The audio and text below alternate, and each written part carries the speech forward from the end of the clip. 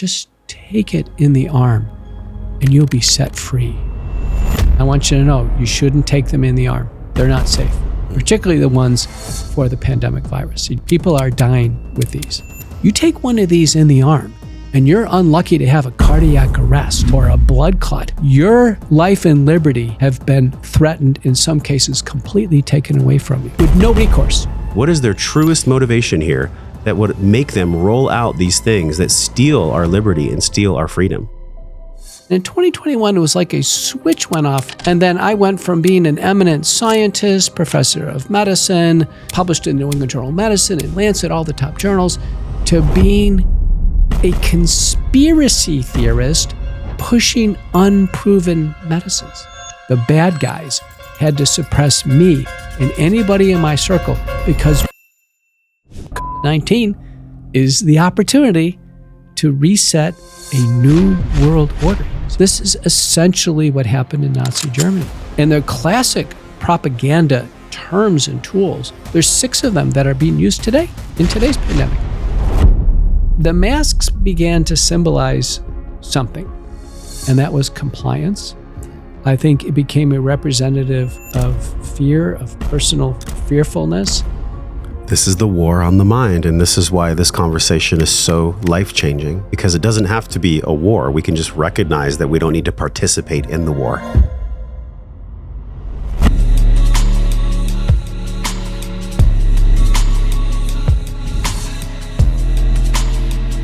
Hey, it's Josh. Before we get into this episode, I have a small yet powerful favor to ask of you.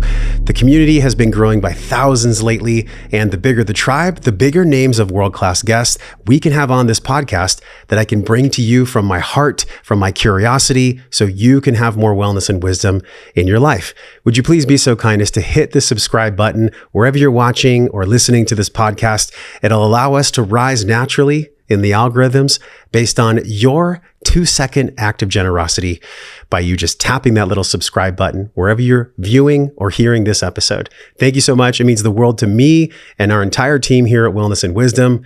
Now enjoy the podcast. I find that we're in a theater, Dr. McCullough. We're in a freaking theater right now. Do you feel like you're playing the role of a healer and a doctor and a Samaritan? You're the most published and spoken about author and doctor in the fields of cardiology and the liver too, right? No, I study heart and kidney interactions, but when I looked at what was going down, I told myself, listen, if I can't play a positive role here, no one can. People have asked me, is it worth it? I said, if I have helped one person, it was worth it. That's the business that I'm in. The protocols I've developed and published, I'm one of the most published people in the entire field of the pandemic. These publications and the promulgation of these methods, both in managing the acute infection and now managing the consequences of the mass administration campaign, have been attributed to saving tens of millions of lives and sparing hundreds of millions of hospitalizations worldwide. So my career, when this whole thing rolled out, entered a far more important and meaningful phase than it had previously. Previously, I was the most published person in the field of heart and kidney interactions. I lectured all over the world. I've lectured at the New York Academy of Sciences, European Medicine Agency. I presented at the U.S. FDA Congressional Oversight Panel in 2007. I was on C-SPAN for hours. I was the endowed lecturer at Harvard University School of Medicine in 2019 in 2 divisions, cardiology and nephrology. And my Wikipedia page was scintillating up until the summer of 2021. That's very interesting. So it was actually through the first year and a half of the crisis, it was fine. And in 2021, it was like a switch went off. And then I went from being an eminent scientist, professor of medicine, published in New England Journal of Medicine, in Lancet, all the top journals, to being a conspiracy theorist pushing unproven medicines. Kind of makes you feel like you're in a theater. How can that happen? Yeah. Who is controlling Wikipedia? When I looked into it, there were hundreds of Wikipedia contributors on my page suddenly. There was somebody out of Illinois called the Altman. We don't even know who these people are.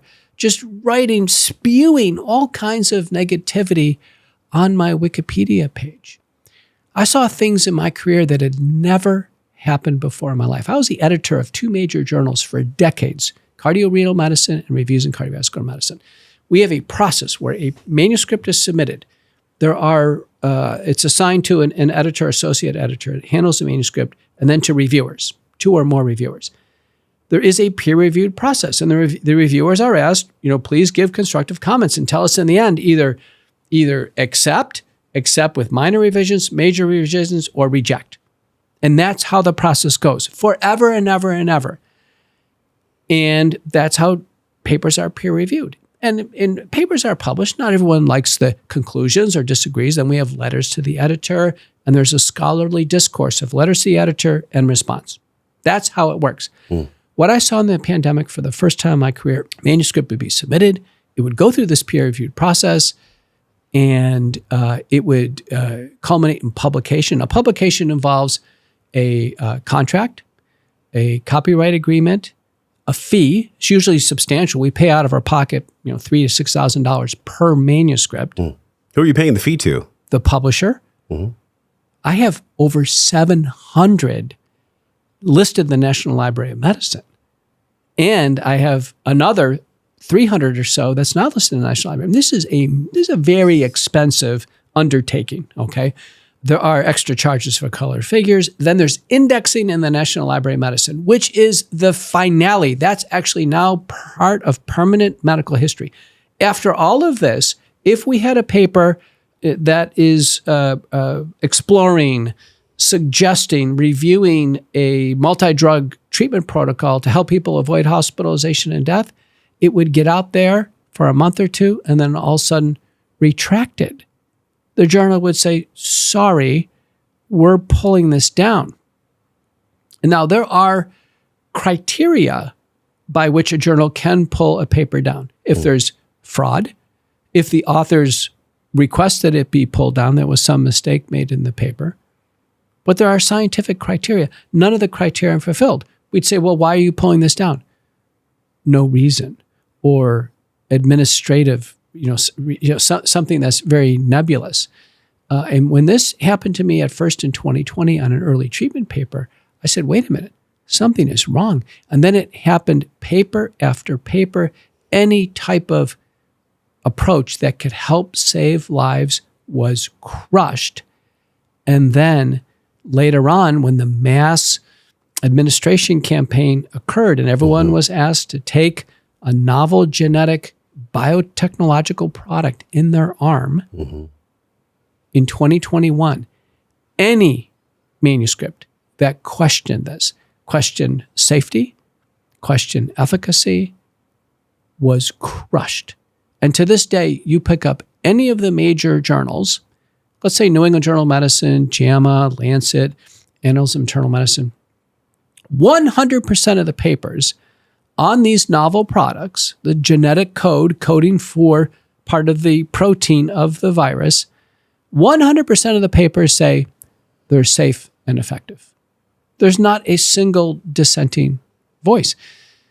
Now you take any other product. Let's take statins that lower cholesterol levels. Oh, there'll be papers saying statins are safe and effective. There's other papers saying, wait a minute, there's side effects here to statins.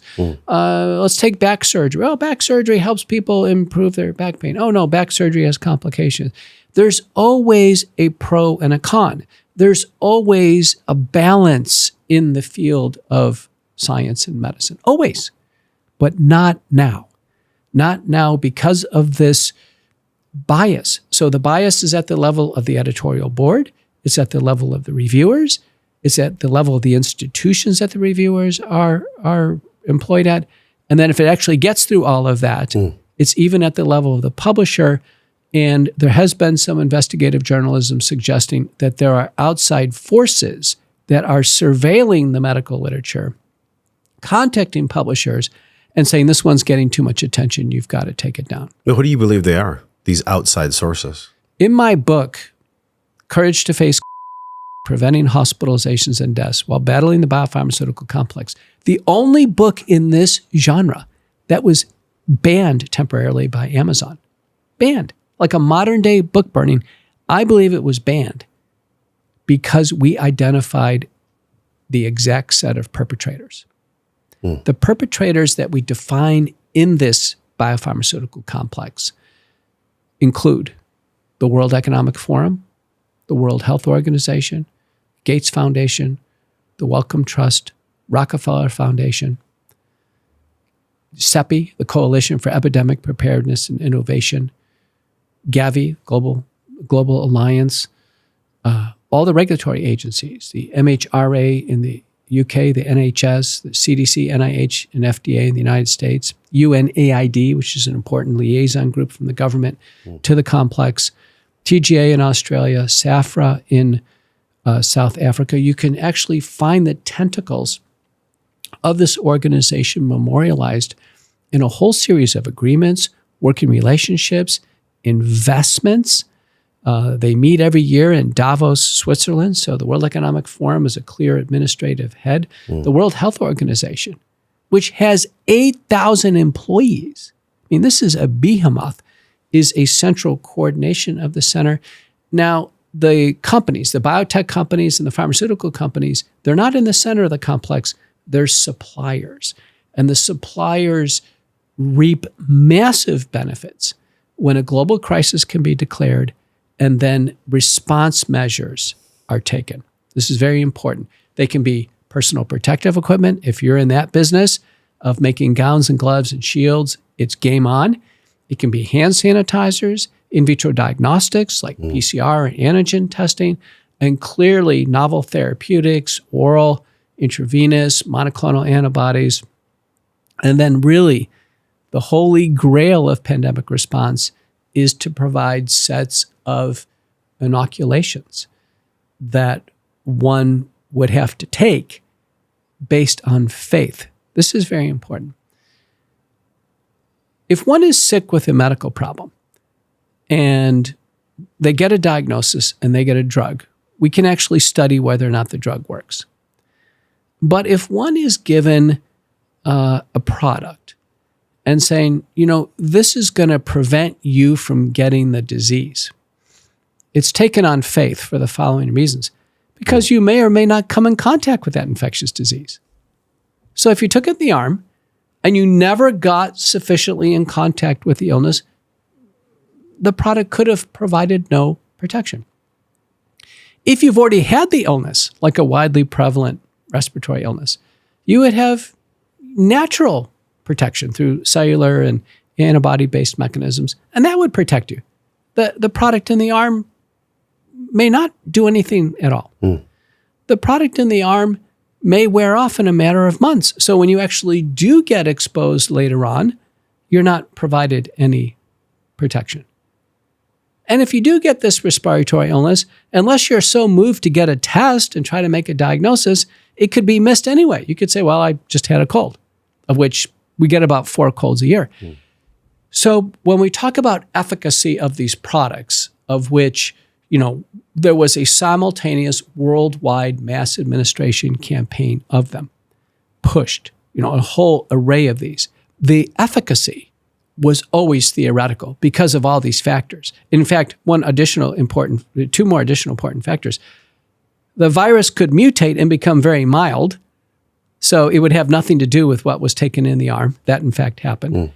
And then on top of that, early treatment protocols, like McCullough protocol, could be used and widely promulgated. And so the therapeutics used when someone gets sick, that's really the game changer, not what somebody took in the arm 2 years ago. So because of all those factors, efficacy is always theoretical. However, the harms are real.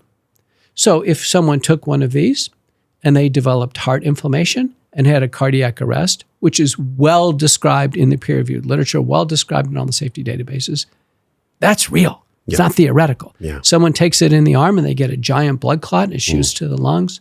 That's real. So one of the key points to be made here is the harms based on crude data. We don't even need relative analytics, just the crude data of counting the number of people harmed. That is real. The population benefit was and will always be theoretical. Yeah, what's so challenging, I'm sure, as a physician is being so rooted in science and then having the very science that you're rooted in be morphed and amalgamated by people that have these financial interests that really, as I've heard you describe before, and we've covered this concept with many people on the show, even people that do therapy for a living, psychotherapists, this concept of mass psychosis. It's like, how do you hide data? How do you hide truth that you're so rooted in? One of the most published and spoken people in this topic. And how do you control people to believe something where there's only a myopic path? It's through this form of psychosis. There's no way to get around it unless there's only one story that's believed and that God of science is worshipped. There's got to be other paths. Like you said, with every other condition, there's always pros and cons. Yet with this one you're describing, there's no cons.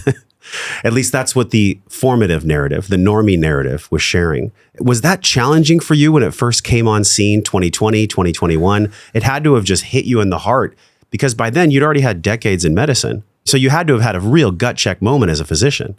I knew something was wrong because I actually had the illness myself in October of 2020 before they came out.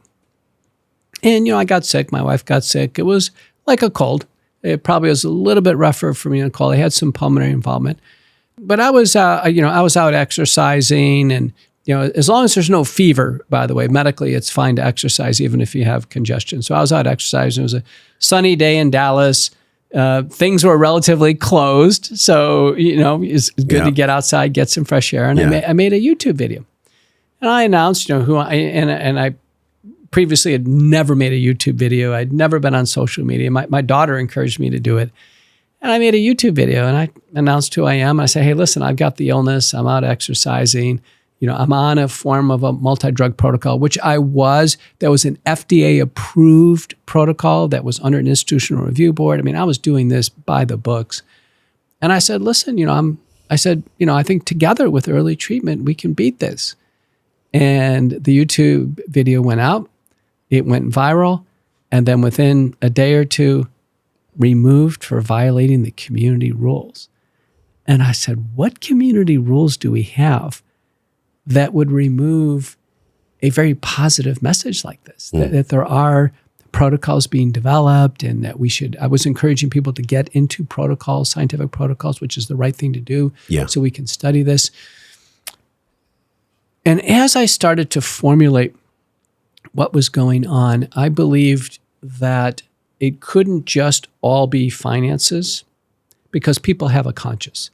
And if it was all finances, the million doctors that we have in the United States, there would start to be chatter. And we always see chatter on text messages and what have you. And I was working at a big medical center at the time, professor of medicine. I was, supervising many doctors. I was, in the coffee room. And we would have heard chatter like, geez, we're all getting such, huge bonuses. We're doing something wrong with this, but we have to go along with it to line our pocketbooks. No one was saying that. In fact, there really wasn't any bonus structure, at least that I was aware of in my circles. We found out later on there was for some other doctors. And so when I looked into this, the book that influenced me the most is written by Roman Bistianek and Suzanne Humphreys. Roman is the data person and Suzanne's the doctor. And it's called Dissolving Illusions. And it goes through the entire history of this form of medicine, going back to the original observations with smallpox. And there was some nursemaids. Smallpox used to be a serious illness for some, like any other skin rash. The vast majority of skin rashes people do fine with, but some people can get more seriously ill. And it was largely spread from child to child, person to person, in very close living conditions. These pustules, these blisters, people would touch each other and then spread it that way. It actually took physical contact to spread it. It was spread by dirty bed sheets. It would sleep in linens and the virus would be in all the fluid and the kids would sleep in it. So it was essentially a illness of close, crowded living conditions and lack of hygiene. But there was an attempt by nursemaids in the late 18th century of actually trying to inoculate using a related virus called vaccinia, which was cowpox, to try to provide some immunity against smallpox, human smallpox. And then Edward Jenner in England is given all the credit with the very first sets of experiments.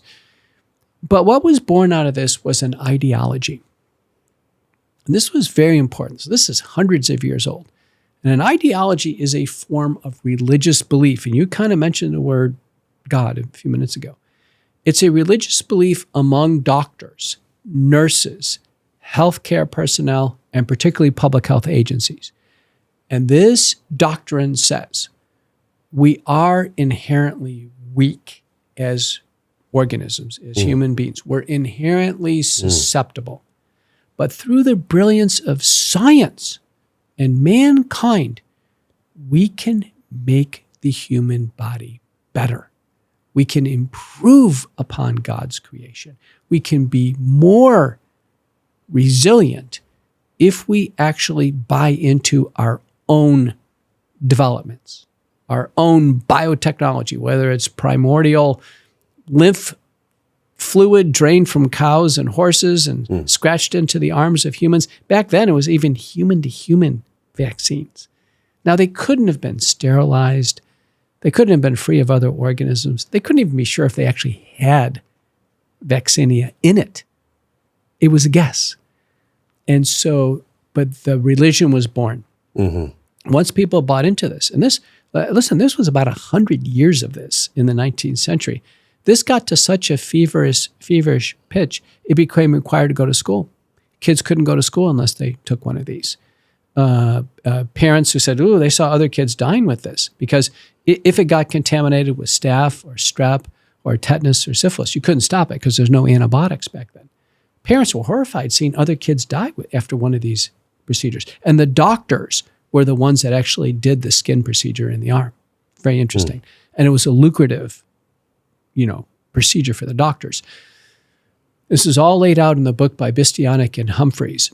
It got so bad that parents were put in jail if their kids were not inoculated. There was uprisings in Toronto, Ontario. There's pictures in downtown Toronto, people in the streets teeming, saying, stop this, stop this. It led to the Anti-V League in the UK, which was a massive uprising. It was a political uprising. It got to the point in the UK around 1902 where they said, listen, we just have to stop the mandates. They had mandates back then. We have to stop the mandates, and immediately people stopped taking these. Okay. Now, the illness, smallpox, did slowly go away. But at the time it, was essentially gone. Only 10% of the world had taken one of these. So it couldn't be due to that. It was the fact that we had improved cleanliness, people spread out, we started washing sheets and had washing machines and electrification of America. And with every other infectious illness, they went down, whether there was a product for it or not. Example, scarlet fever went down, no product. Tuberculosis went down, no product. Strep pharyngitis and strep glomerulonephritis and carditis went down, no product. But other things went down before the products came out. Polio went down, smallpox went down, measles went down, diphtheria, pertussis. They all went dramatically down because of improved hygiene, improved water supply, improved living conditions, long before the products came in that there was such a religious belief in. But because of the fact that there weren't computers back then and how the data was kept, this fed into the belief system. So the diseases going down affirmed to the believers that the products were responsible, that they were essential to eliminate polio. They were essential to eliminate smallpox. And so you'll read textbooks will say the leading public health advancement is the development of these products. Now, the ideology goes a bit further, and it says, listen, these products aren't perfect. Particularly the early versions are not perfect. But for them to work, everybody has to take them. Everybody. And if there's some casualties along the way, they have to take it for the team. There's not going to be a lot of sorrow here. There's not going to be a lot of safety review on any of these. And it's true from the very beginning. There has been a free pass on safety for these products. You got to take it for the team. very limited clinical trials. When safety problems really started to roar up, and in the decades of the 50s, 60s, and 70s and 80s, people started, becoming litigious and say, listen, my kid took one of these routine ones and now they're paralyzed, or they took one of these routine ones and they had a seizure and died, what have you. The company started getting sued. So under President Reagan, HHS and Congress wrote the 1986 legislation, injury compensation legislation, that essentially said the manufacturers who make any one of these products that you're going to take on the routine childhood schedule, or you're going to take during a pandemic crisis, free of liability. Mm-hmm. So now look at this. Let's say you're a CEO of a biotech company. You want to make a therapy that applies to a limited number of sick people, or do you want to make one of these preventive products that every single human being has to take and you don't have any liability for it? Which one do you want? You can imagine once the company saw this, and in fact, the CDC had a schedule. It rolls out by an organization called ACIP and says, listen, every kid in America has to take these. And then the State Department of Education says, well, yes, we're adopting the CDC schedule. Every kid in the state has to take all of these and prove that they've taken them for them to go to school. Can you imagine if you made one of these products? It's a gold mine. Everybody has to take your product. There's no liability. And even as a capper, if insurance don't cover these, governments will go in and pay for them. So the companies who make these products it is a gravy train of revenue. 1986 was a watershed moment. Watershed. This is why my son and my daughter have never been inoculated of any kind, which, thank God. And are they healthy? They're supremely healthy. I mean, my son is like a strong man. He just parades around our land and picks up boulders. He's super healthy. So is my daughter. How old are they? 3 and 1. But what's so fascinating about this is if you have systems that are in control, that have been in control for decades, this is actually how you condition people. This is how you condition belief. Noam Chomsky talks about the manufactured consent that we all experience, or we're conscious and we start listening to physicians like you on podcasts like this, and we are opening our minds to something that could be a lie and could have been a lie very well for decades. And I think there's an opportunity cost there. The opportunity cost is that means I have to look in the mirror as a physician, as a mother, as a father, and I have to admit to myself that potentially what I've been sharing or how I've been caring about my community and my family, it actually was harmful to them. But your oath is do no harm. That's your first oath. And it's definitely my unspoken oath as a parent. I never want to harm my children. I would never want to harm my children. So when we learn new information, the information that you've been sharing, I mean, honestly, ever since 2020, 2021, I remember when you were on Rogan, I watched the whole thing like 5 times, right?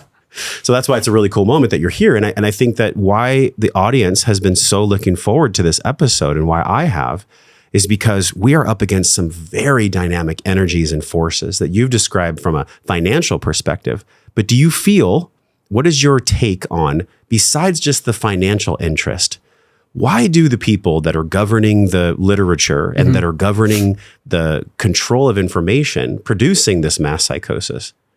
What is their motivation? What is their inspiration? This has nothing to do with conspiracy. This is actually all in plain sight. What do you believe their truest motivation could be? Like, I just don't understand it. To be inherently malevolent and put out control systems that block people from actually caring for their family and caring for themselves. I just don't understand it. I wonder, as a physician, like, how do you describe what this malevolence and the motivation for it actually is? What is that all about? Well, let's go back to pre-pandemic. I do believe what was operative was this ideology. And as a medical doctor, and this isn't my field of study, so I didn't critically review every trial and every product. We're simply told they're safe and effective. They're in the background. Kids get them as part of a schedule. I never heard a debate on safety.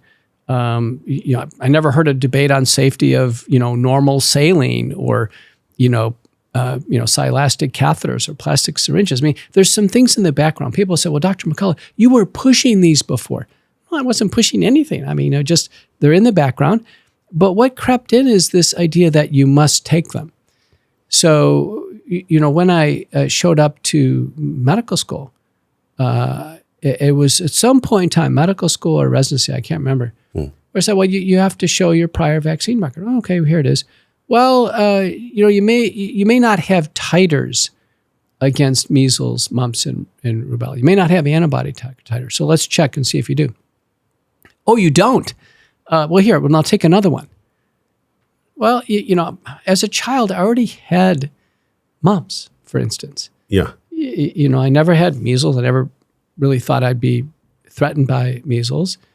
And then rubella, it was a non-issue. Little boys or men don't get, threatening rubella. That's German measles. That only applies to women who are pregnant where there's a congenital rubella syndrome. So none of that applied. And sure enough, I didn't have any titers. And they said, well, you have to take another one. I said, well, I need to enroll. I just didn't question it. That's the point. So when I went back and looked at my my record, my mom had it. I had actually taken 69 different administrations. Now, 40 of them were influenza, 40 of them, and they were annual. So listen, you're coming around to your annual thing. You must show this to make sure your badge is still active at the hospital, to be on medical staff. A couple times I was delinquent. They said, listen, we are pulling you off of medical staff unless you produce proof that you've gotten one of these. And I scrambled to the emergency room and I get one at midnight on December 31st. I remember doing that a couple times. It just kind of crept in. But when I looked at my record, and I had mumps as a child, I asked my mom, why did you take me in for 3 more administrations of the mumps product? She goes, well, I don't know. It just came with the others, and the doctor said to do it. So it turns out that over-application of these have gone on for decades. So I was kind of hyper-administered things that I didn't need. I simply didn't need. And then ultimately, it came in, and I want to say this probably dates back to the 1980s where I started taking them because, it was kind of a requirement of which I never really explored an exemption. I'm sure if I, maybe I could have found an exempt pathway. And then it wasn't until later on, we got to the pandemic, where I started to say, wait a minute, this is not adding up. So to give influenza as an example, I decided for the first time in my career that I was going to have an exemption for the annual product. And I filled out an exemption. I was on medical staff at a major medical center, and I turned it, I'm exempt. And then again, I started getting these threatening notices. You're going to get thrown off medical staff. I said, listen, I filled out an exemption. Well, where did you submit it? What office did you submit it to? Well, who approved it? Well, I said, well, aren't you guys the office? And, oh, no, we don't communicate with that office. And I realized, wait a minute, hardly anybody ever submits exemptions. They don't communicate with one another. I mean, I bet I had 20 emails, 15 phone calls. I mean, this really became a big deal to be exempt from a flu shot. So in Texas, we have, by law, we have philosophical, religious, and medical exemptions. You don't have to take these. If you're philosophical. God bless Texas. That's why we moved here. Right. Now some states, like California, New York, Connecticut, as an example, they effectively have none. Mm-hmm. There is a medical exemption pathway that is simply not achievable for parents to get. Mm-hmm. So I started realizing, wait a minute, this is a big deal to lay out that you want to be exempt from this. And that was influenza. I had already had the pandemic illness in October of 2020, and I knew something was wrong because we were studying what the natural protection was going to be. It looked great at the time. In fact, when I went on Joe Rogan, I said, listen, it's holding out so good that you almost, it's one and done. It was one and done until we had the latest variant breakthrough. The Omicron broke through. And then, it was like 2 days after I went on Rogan, it became clear you could get it twice. But I had it once. I felt great. I was the only one in my division that had been through it. And people were out in the lobby saying, well, we're giving them out now. Come out and get yours. I got a text. I said, no, I already had it. I'm good. And then I get a text back, well, get one anyway. I said, well, I already had it. Where are you getting this text from? I was getting it from one of the nurses operating the table out in the lobby. somebody who I knew. I said, well, no, I've already had it. And then I looked into this, and there were already early papers, one by, and what I'll do on this program, as I always do, by the way, I'm probably the only physician guest on any show that cites the data. I actually cite the data first author, so you can go look up the paper. So anybody listening to this, you can look up the paper. I think it's interesting that no one else either can or will do it, which is stunning. And I've done it on Fox News. I've been on Fox News dozens, if not hundreds of times, prime time. I did it on Rogan. I had my computer out. I told the Spotify producers, I'm going pinpoint on these. Did it on Tucker Carlson. No one else will do it. So interesting. But the papers were, first author was Raw, Kramer, and Methodius, 3 separate papers that said, listen, if you already had it, if you already had the illness, and you're already through it, you already raised this immune response, the last thing you want to do is re-stimulate the body with taking it in the arm. And if you took it in the arm, the side effects were way worse. These were early papers. Like there was no way I was going to take this. Some of the side effects landed people in the hospital. But yet from the very beginning, this is December of 2020, they said, well, just kind of take it anyway. Take it kind of for good measure or good luck or take it for compliance reasons. That was before there was any mandate. So it was in people's minds. Why did my mom take me in and the doctor said I needed 3 more mumps shots when I already had mumps? It was the same thinking. The same thinking went on in the 1960s and 70s as it was in the pandemic. It's part of this kind of mindless religious belief system in this area of biotechnology. Yes. So this is why there's the story, and you've probably heard this before. There's the mother that always cuts the ham when she puts it in the oven. And the daughter says, well, why do you do that? And she said, well, because grandma always did that. And so then daughter went and asked grandma, why do you cut the ham when you put it in the oven? And she said, oh, well, because we've always done that. And then they looked in old journals and they found the great-great-grandmother. And they found that she just had such a small oven, she had to cut the ham. But since then, everyone's been cutting the ham, no matter how big their oven is. People do essentially what they've been taught, and they don't question it because that's what's, quote, always been done. But what's really scary and so serious, I mean, it's such a serious topic, but I had to add a little levity with the story about the oven.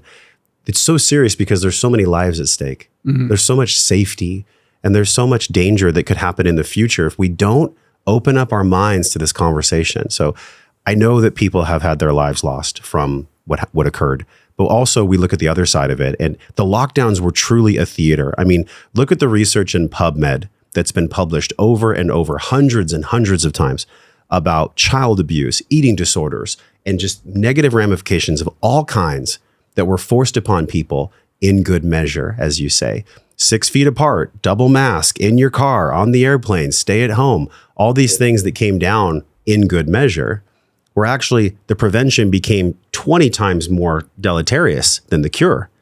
Did you see this unfolding and were your colleagues saying, hey, we should actually go speak about this? And was that some of the fuel for you to begin really being prominent on podcasts and on media because you just simply couldn't sleep at night unless you spoke about it? And by the way, how do these people that don't speak about it sleep at night? I wore a mask continuously for 3 years in the hospital. And when the very early parts of the pandemic, the masks immediately evaporated. They used to be in little boxes in the lobby and outside the operating room in the cath lab, what have you. They actually evaporated. People were grabbing masks like crazy. People would be, walking past the building, jump into the lobby, grab a handful of masks. People were in panic mode. Yeah. And I'll never forget one of the fellows, and actually division chief, got a complaint submitted to compliance at the hospital. It's in my book, Courage to Face the Illness. And the nurses were complaining they're unnecessarily using masks. They're unnecessarily using masks. The nurses were concerned that, masks should be conserved for people who really needed them. And so then when the masks came out, we were just wearing the surgical ones. And the ones that actually tied this way and tied this way. So it was always 2 sets of ties. It wasn't no elastic band. And then there was an announcement, and this went on for months. So months I had one. I could actually kind of smell myself in the mask because that's all there was. It was just one mask. That's it. And and we're told we had to wear it. Then there was an announcement that we had N95 masks. So we had to go to an occupational medicine office to be fitted for the N95. We went up there and this mask was fitted, and then this gas, and could we smell it? And was trying to block it out. It was such a ordeal. And we were granted 4 masks. So the masks were in a paper bag, the old brown paper bag, and immediately what most people did, we were frightened. I came home and I told my wife, here, take one of them. You need one of these. I mean, we were naturally frightened. We didn't know what was going on. Yeah. So then we guarded these N95 masks for many months without replacements, and we're told to wear them. And this went on for the longest period of time. And I'll never forget when we finally got to, and people ask me, what's your view on masks? And I know some people, that was their signature issue. So for instance, my wife, she was not going to wear a mask. And one time we were in Love Field Airport and she goes, I'm not wearing a mask. I said, well, somebody's going to talk to you. She goes, I don't care, let them. And I said, love it. And I said, listen, Love Field has just bought a giant 7-foot robot with these electronic eyes, and he's wandering around trying to identify people without masks. So you're going to have that robot chasing you down the concourse. And he goes, let him try to chase me. She was going to go. She was going to go on mask. And I go on Laura Ingraham on Fox News all the time. People would ask me, and I said, listen, I think it's not my signature issue. I think it's a giant distraction. The biggest issue here is people are not getting early treatment, and seniors are being hospitalized and dying. My heart was broken over this. In my book, there's a chapter on my dad who was, flat on his back in a senior home. He had a pelvic fracture, sick with the illness, and people worried about masks. I wanted Dad to get treatment so he doesn't end up on the ventilator. I mean, to me, that was the biggest issue, was treatment, and I was willing to kind of go along with this mask situation as a charade. But I do have to tell you, I learned a lot about masks when I was asked to go to University of Nebraska and give an on-campus presentation in one of their big facilities. And I was one of several speakers. So one of the other speakers that showed up was an engineer.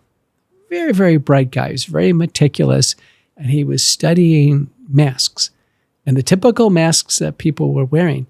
And he'd done a whole series of experiments.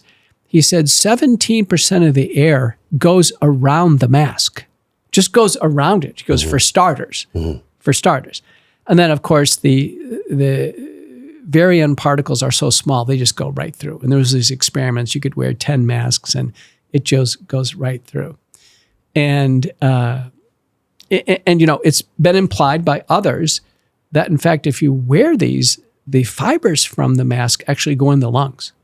Now you have this stuff in your lungs from the mask. They impair ventilation. There was one time I was on Fox News with Laura Ingraham, and they had showed a girl, and they were all forcing all the track runners at this high school to wear masks. So she was running the 1,000 meters. Yes, she was wearing a mask in the 1,000 meters. And there, at that point in time, there's a parameter in medicine called minute ventilation, which is the amount of air you can move at your maximum respiratory rate in terms of liters. And at that level, a mask will impair minute ventilation. You just can't move the air as much, right? Yeah. And she just collapses on the track and just destroys her shoulder, and she's just a mess, and her parents are on.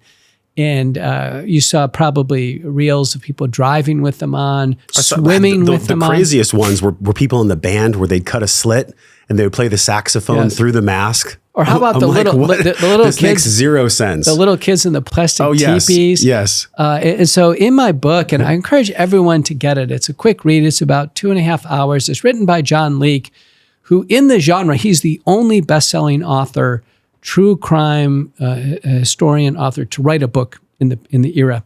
And like I said, the only one to be banned on Amazon. Our ban was 12 days long because we just, had lots of people get involved because saying, listen, this is, a book is not a Twitter account. You just don't censor a book. A book is a work of literary art. And we prevailed. But in our book, there's a scene where there's a guy who's so frustrated. He's in San Francisco. He's frustrated at the lockdowns.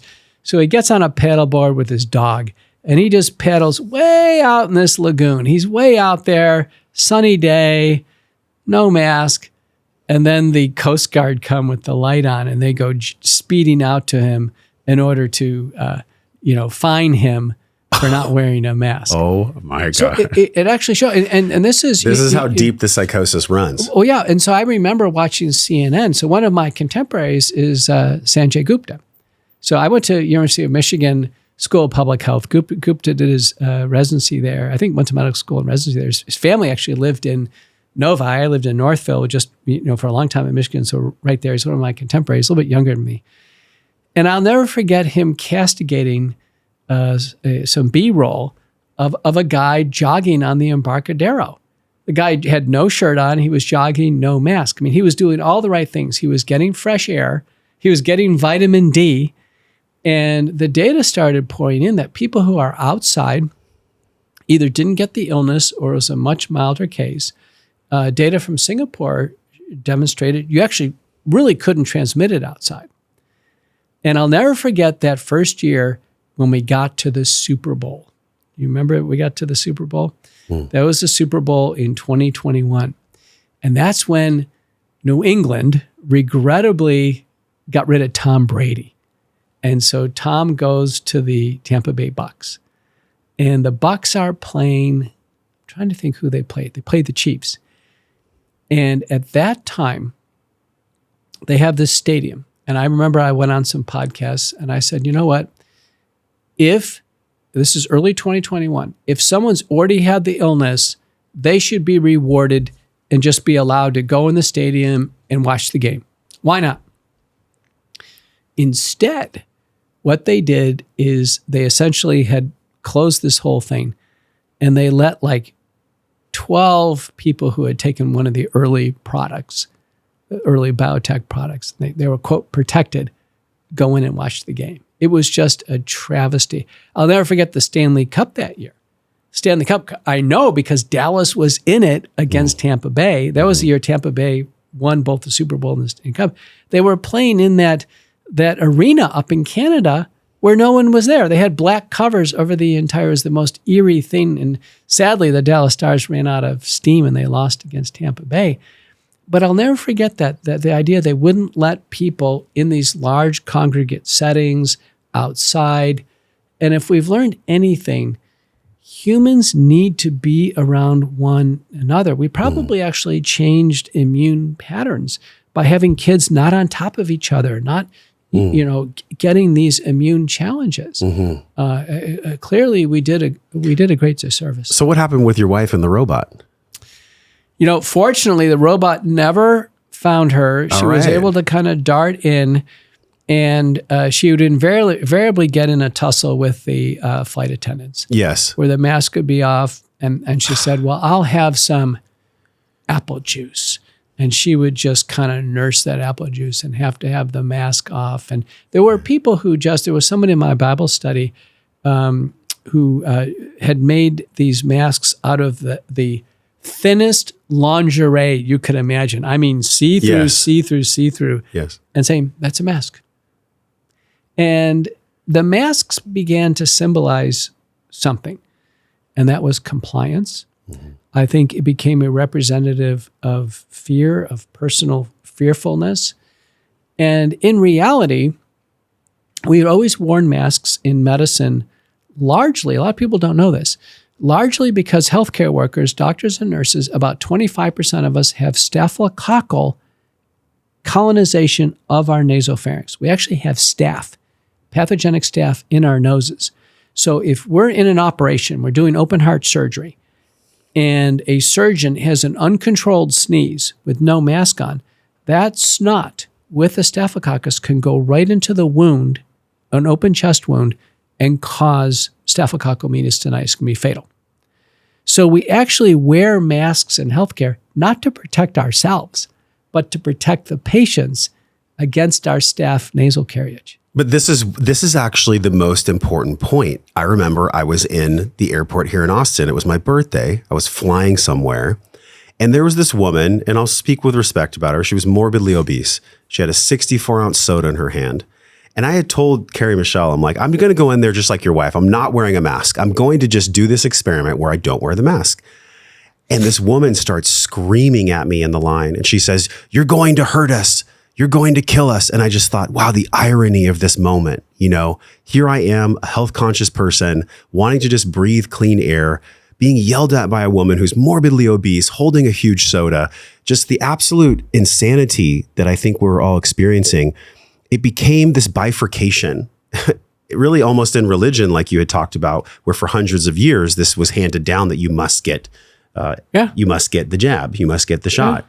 So what was so fascinating to me is like people fell in line, not because they were just told to.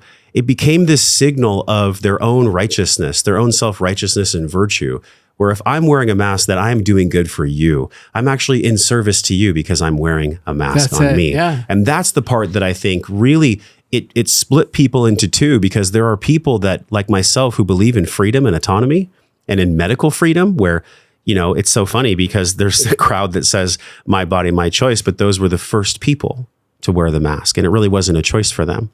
But for the rest of us, when we really want to make free choices about our body, it has to come from what we actually believe. What we actually believe is real for us. And what was so fascinating during that whole time, your wife experienced it, I experienced it, so many of us experienced it, is that we weren't able to exercise this freedom of our body, of ourself. Well, isn't that such a paradox? So my body, my choice, people generally associate it with a term or a concept of liberal. Sure, my body, my choice, liberal. Free to be you and me. All lives matter. Our protest matters. We should protest and go out in the streets, right? That's part of this. But when it came to the pandemic, no, you must wear a mask. You need to protect others. So the word liberal, actually, in terms of like civil liberties, libertarian, that no longer applied. Actually, I don't use that word. Now, the word conservative is interesting, because conservative, you start to think, well, geez, do I look conservative to you? I got a tie on, I got a shirt, no tattoos crawling up my neck. I look conservative, right? And I probably am conservative. But you say, wait a minute, conservative, I think that's a term that applies to money. You're conservative, you're careful.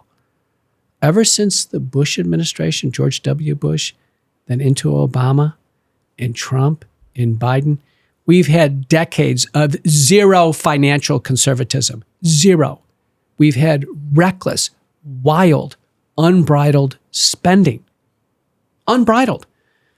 So I don't use the word conservative over here, and I don't use the word liberal over here. They don't apply anymore because of these paradoxes.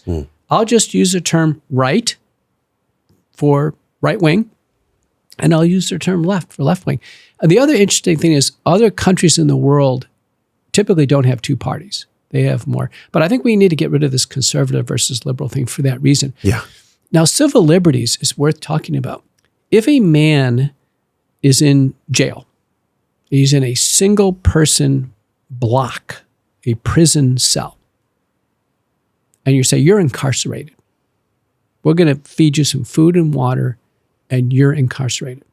Now, you have nothing to do. All you could do is kind of do push-ups and sit-ups and stare at the wall. It's pretty much what you could do. That man in prison has more civil liberty than someone who's said, listen, you have to take it in the arm or lose your job. You have to take it in the arm or be kicked out of school or kicked out of the military. Think about that. Someone shoves something in your arm against your will or shoves a pill down your throat. Now your bodily autonomy has been affronted. Your bodily autonomy has been threatened, has been violated. Particularly something in the arm that's genetic, that can never leave the body. The man in prison who is controlling his own body, he has more freedom. He has more freedom. So when I gave my Lincoln Memorial Address, January of 2022, tens of thousands of people on the mall. I was the first scientific speaker. I gave a 7-minute speech. And I finished by saying, listen, there are circles of freedom. There's a circle of medical freedom. That's your personal health freedom. It's linked to your circle of social freedom, and that is linked to your economic freedoms. They're all linked. But what's fundamental is this inalienable right that you decide what happens to your body with no pressure, coercion, or threat of reprisal. You know, that's number 1 in the Nuremberg Code. We have seen for the first times in our lives, this has been creeping in. Now, if we were alive around 1897 in Philadelphia, Boston, Toronto, London, Leicester, England, we would have seen it then too. This violation of our inalienable rights. And our rights are life free to whatever we want to do, liberty and the pursuit of happiness. You take one of these in the arm and you're unlucky to have a cardiac arrest or a blood clot, your life and liberty have been threatened, in some cases completely taken away from you with no recourse. Well, it goes back to the initial question too, that you began to answer, but I feel like there's one more layer there.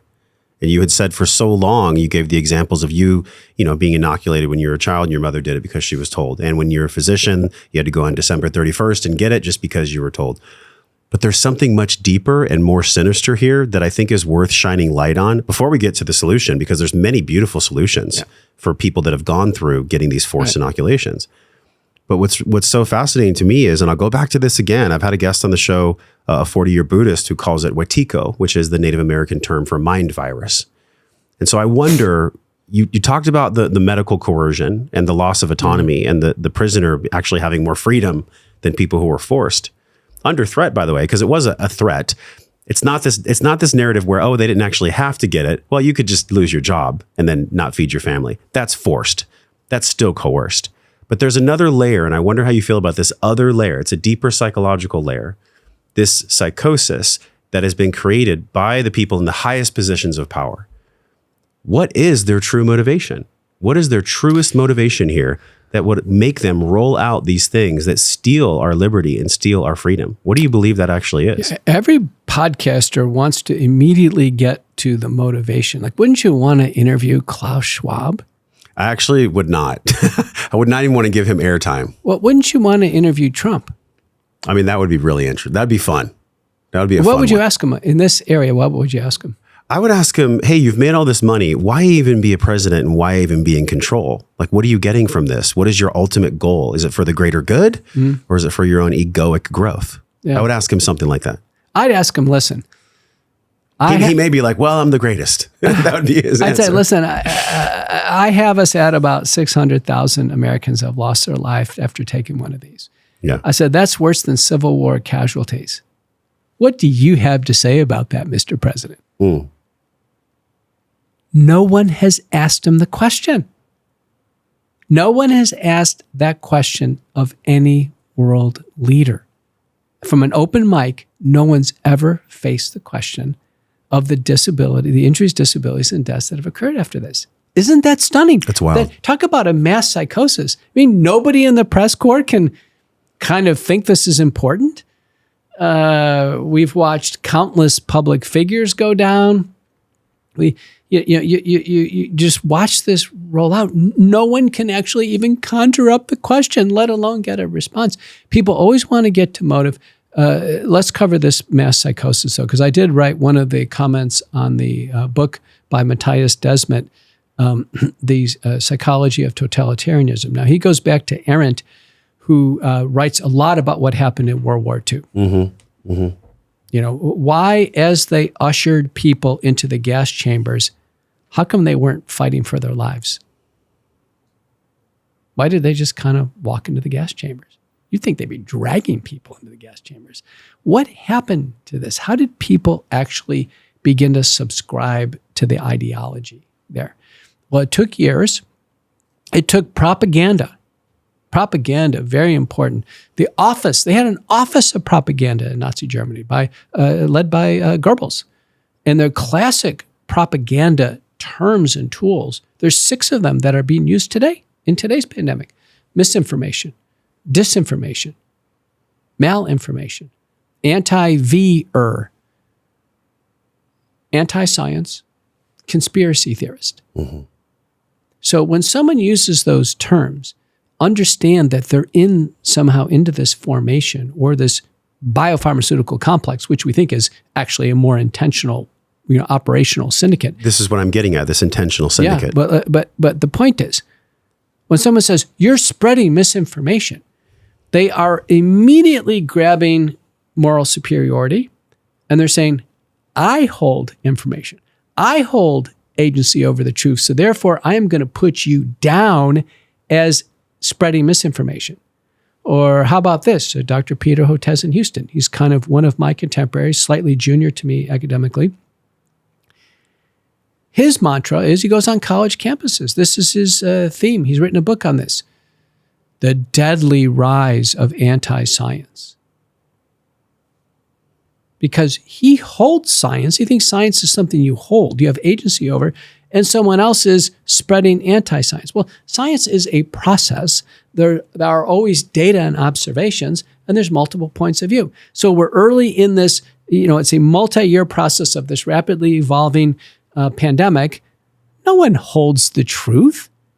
No one holds the right answer and someone else holds the wrong answer. They're simply changing data sets, and we have multiple interpretive points of view. Yet the American Board of Internal Medicine, which governs the largest number of doctors in the United States by far, came out with a misinformation policy in the fall of 2021. Said anybody who violates this, we're going to go after you. And they are stripping people of their residencies or fellowships, just essentially ruining their entire career over this without any ability to define what they're talking about, going ex post facto, no due process, no equal protections, no following no rules of evidence.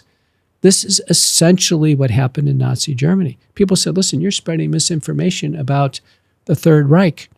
We're going to pay you a visit. And that's exactly what happened. This happened over time. Mass formation. It is Desmond says there has to be several elements. There has to be continual free-floating anxiety, fear, in this case generated over a pathogen that you could infect us all. We could all get sick over and over again. And then isolation. We have to feel isolated, that we're locked down. We can't talk to our friends. We can't. And then a solution is provided. Here, just take it in the arm and you'll be set free. Remember when Schwarzenegger said, screw your freedoms? Oh, that was the worst. Remember that? Screw your freedoms? Never watched Terminator again. And do you remember everybody in Hollywood all at once? Yeah. You take it. You can't get it. You're protected. I'll never forget on Saturday Night Live, there was this skit and they all took it and they were happy, dancing and jumping around. I said, this is macabre. This is really, really nuts. So for me, the switch was flipped, I want to say early in 2020. I was leading the world in concepts on how to treat the illness early. And listen, I'm not an infectious disease doctor. I'm board certified in internal medicine and cardiology. I'm in the maintenance of certification process, but I saw nothing from my infectious disease colleagues about what to do with the next sick person who got the illness. No one was doing anything. So I published the first version of McCullough Protocol. It was August of 2020 in the American Journal of Medicine. And I was going to go to New England, but New England had just published a completely fraudulent paper on one of the drugs. I said, oh my God, New England's is completely gone to fraud. So I went to American Journal of Medicine, which is a very highly ranked journal. It was published there, multiple letters to the editor, multiple responses. That's the way it's supposed to happen. And to this day, that paper has stood there as the very first paper that said, we can treat the illness. And when I went on Tucker Carlson, I said, Tucker, I am astounded at what I'm seeing. People are getting sick. They are going to their doctors and clinics and hospitals, and they're saying, go home. There's no treatment for this. And you wait until you're sick enough to come to the hospital and we'll put you on the ventilator. Can you imagine the terror of senior citizens in their apartments of this illness? That was the most terrifying thought ever. There's no treatment for this. My doctor won't do anything for me. And if I get it, I'm vulnerable.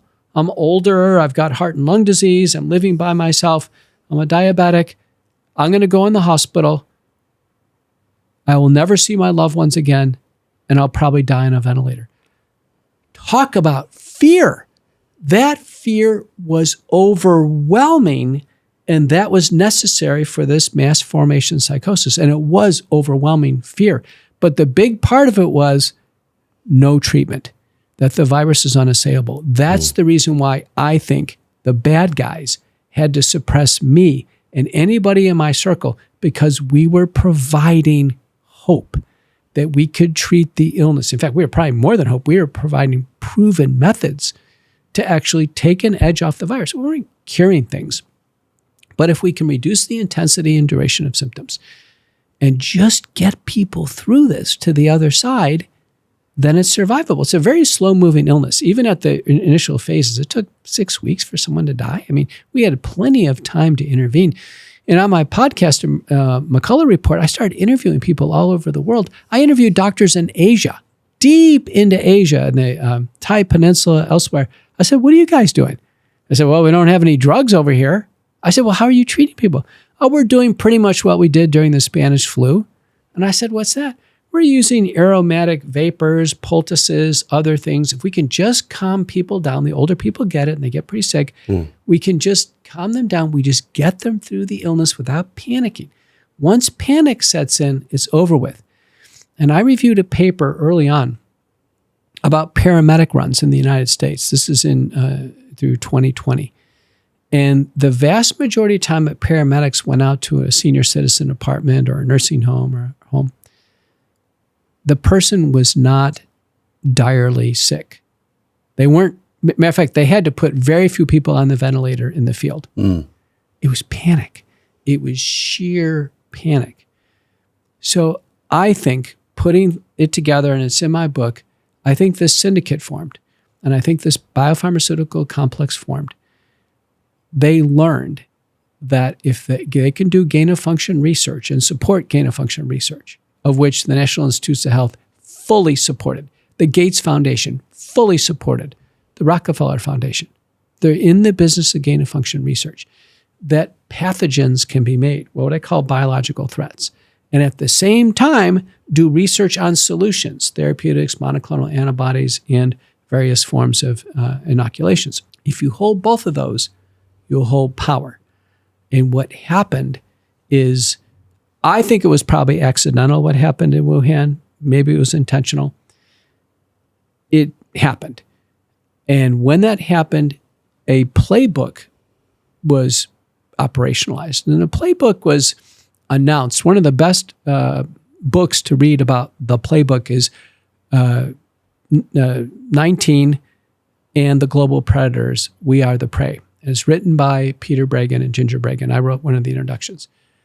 And he outlines there were 36 pandemic preparedness planning events. Looking back, going back to the 2005 PrEP Act. PrEP Act was written after SARS-1 and after the anthrax scare. It was HHS and Congress wrote this act that said, we will be invaded by a pathogen. There will be a pandemic. It's memorialized in that 2005 U.S. government regulation. It says it's going to happen. Going to happen. It actually even names the one that the class of organisms that actually really happen. So it's going to be one of them. And when it happens, it's going to be like an act of war. It's as if we're invaded. And there's going to be countermeasures. And the countermeasures is whatever the government says: masks, lockdowns, inoculations, drugs. And the countermeasures will be done.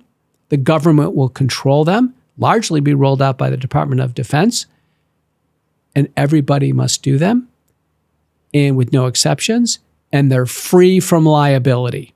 Importantly, free from liability. That was the PrEP Act. So Bregan says, going back there, listen, they're calling it. There's 36 of these events where I said, wait a minute, there's other things that were happening all over the world. 25 of them have written documents like the PrEP Act. You can just read it. Just read it and see what it says. And then 6 are filmed. Those are just, wow, just watch it happen. So Gates Foundation, which is part of the complex, Johns Hopkins Bloomberg School of Public Health, they hold a planning exercise. It says There's a SPARS pandemic that's going to happen. It's a tabletop exercise, SPARS. It's going to be a virus in this field. Okay. It was a practice. Yeah, it's going to be. Practicing. It's practice. Now, this is going to happen. In fact, it's going to come out of China. And it's 2017. They write up, over an 80-page write-up of this. And when it happens, there's going to be a lot of confusion over a drug. But we're not going to let the public get too confused over it. We're going to tell them the solution is for everybody to take it in the arm. That is the solution.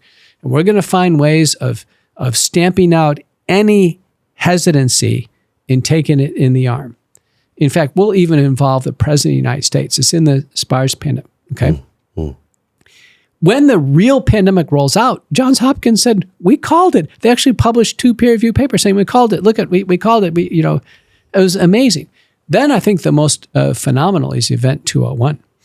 Now, Event 201 happens in October of 2019. That's a live meeting. We've got U.S. government officials there.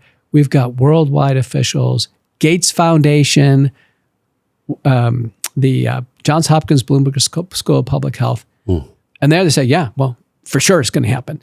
It's going to happen. It's coming out of China. And we're going to have all kinds of work groups. Avril Haines, who's our current director of national intelligence, she's there at Event 201. She's a former World Economic Forum operative.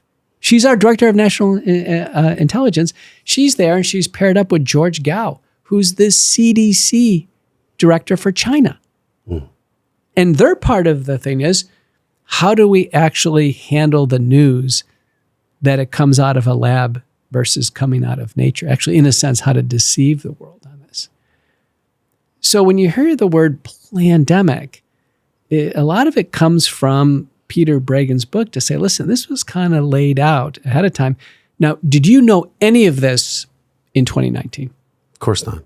Me neither. Yeah. And I'm a doctor. There'd be no motivation to learn about it. Yeah, I'm a doctor. I'm in internal medicine and cardiology. I was traveling the world, and I had no clue this was going on, that it was so strongly telegraphed. But how about all these other people involved? Gates Foundation, World Economic Forum, World Health Organization, Johns Hopkins. Now, isn't it interesting that the Johns Hopkins Bloomberg School of Public Health was the data feed to CNN and all the news agencies on the case count and the mortality? Do you remember this in January, February, March? It was like a ticker, and everybody wondered where the data actually came from and how it came so fast. Right. How did it come so fast? How did they know how to do this? I was baffled at the mortality. During the pandemic, I filled out some death certificates. Now, let me tell you, as a doctor, when a patient dies and they ultimately end up at the funeral home, and that's kind of where the death certificate starts, at the funeral home. This is after the hospital. Weeks. This is after whether or not there's an autopsy, and there was a moratorium on autopsy. This is weeks before they get to the funeral home. Funeral homes were having, a couple week delays before they even had cremations or funerals. I remember this because this came up for my dad.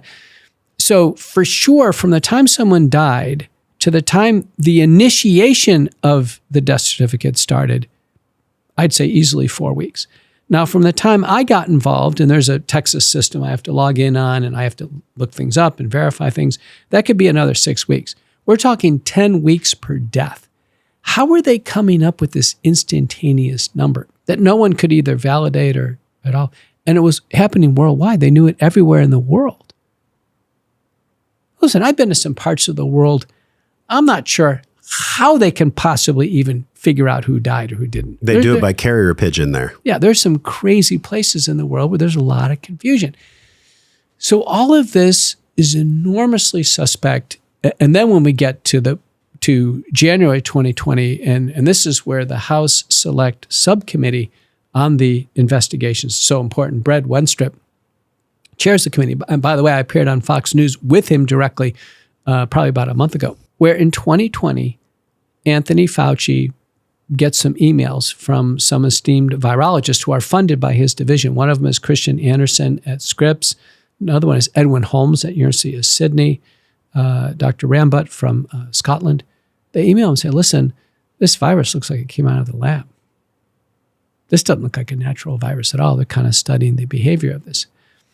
And then Fauci, with the assistance of Jeremy Farrar, who is the lead scientist at the Wellcome Trust at this time. How are these guys so linked so early? It's in our book how this happens. They hold a conference call. And at the end of the conference call, it's decided, and this is in the emails and all the communications, that they are going to intentionally deceive the world and say it came out of nature, when they knew it was a U.S.-Chinese collaboration. They knew it. And Christian Andersen publishes the very first paper. It says the proximal origins of the virus. And it comes out of nature. Now, the WHO says, well, we're going to investigate the source of this. And Rear Admiral Brett Giroir, who went to the same medical school I did in Dallas, Southwestern, just a few years ahead of time, well-respected man. He was on the first task force for Trump. He says, fine. He nominates 3 eminent scientists to represent the United States, independent of all this, to go investigate Wuhan. The WHO, under Tedros Ghebreyesus, says, no, we don't want these independent scientists. We want Peter Daszak, the head of the EcoHealth Alliance, to, quote, investigate. So Daszak, he's part of the conspiracy team. He's with Ralph Baric, Anthony Fauci, and Dr. Xingling Li, the bat lady, and the U.S.-Chinese collaboration that made the chimeric. So he's part of the problem. He's asked to investigate. Daszak goes over, he goes, well, I'm not sure where it came from, but I'll tell you one thing, it didn't come out of the lab.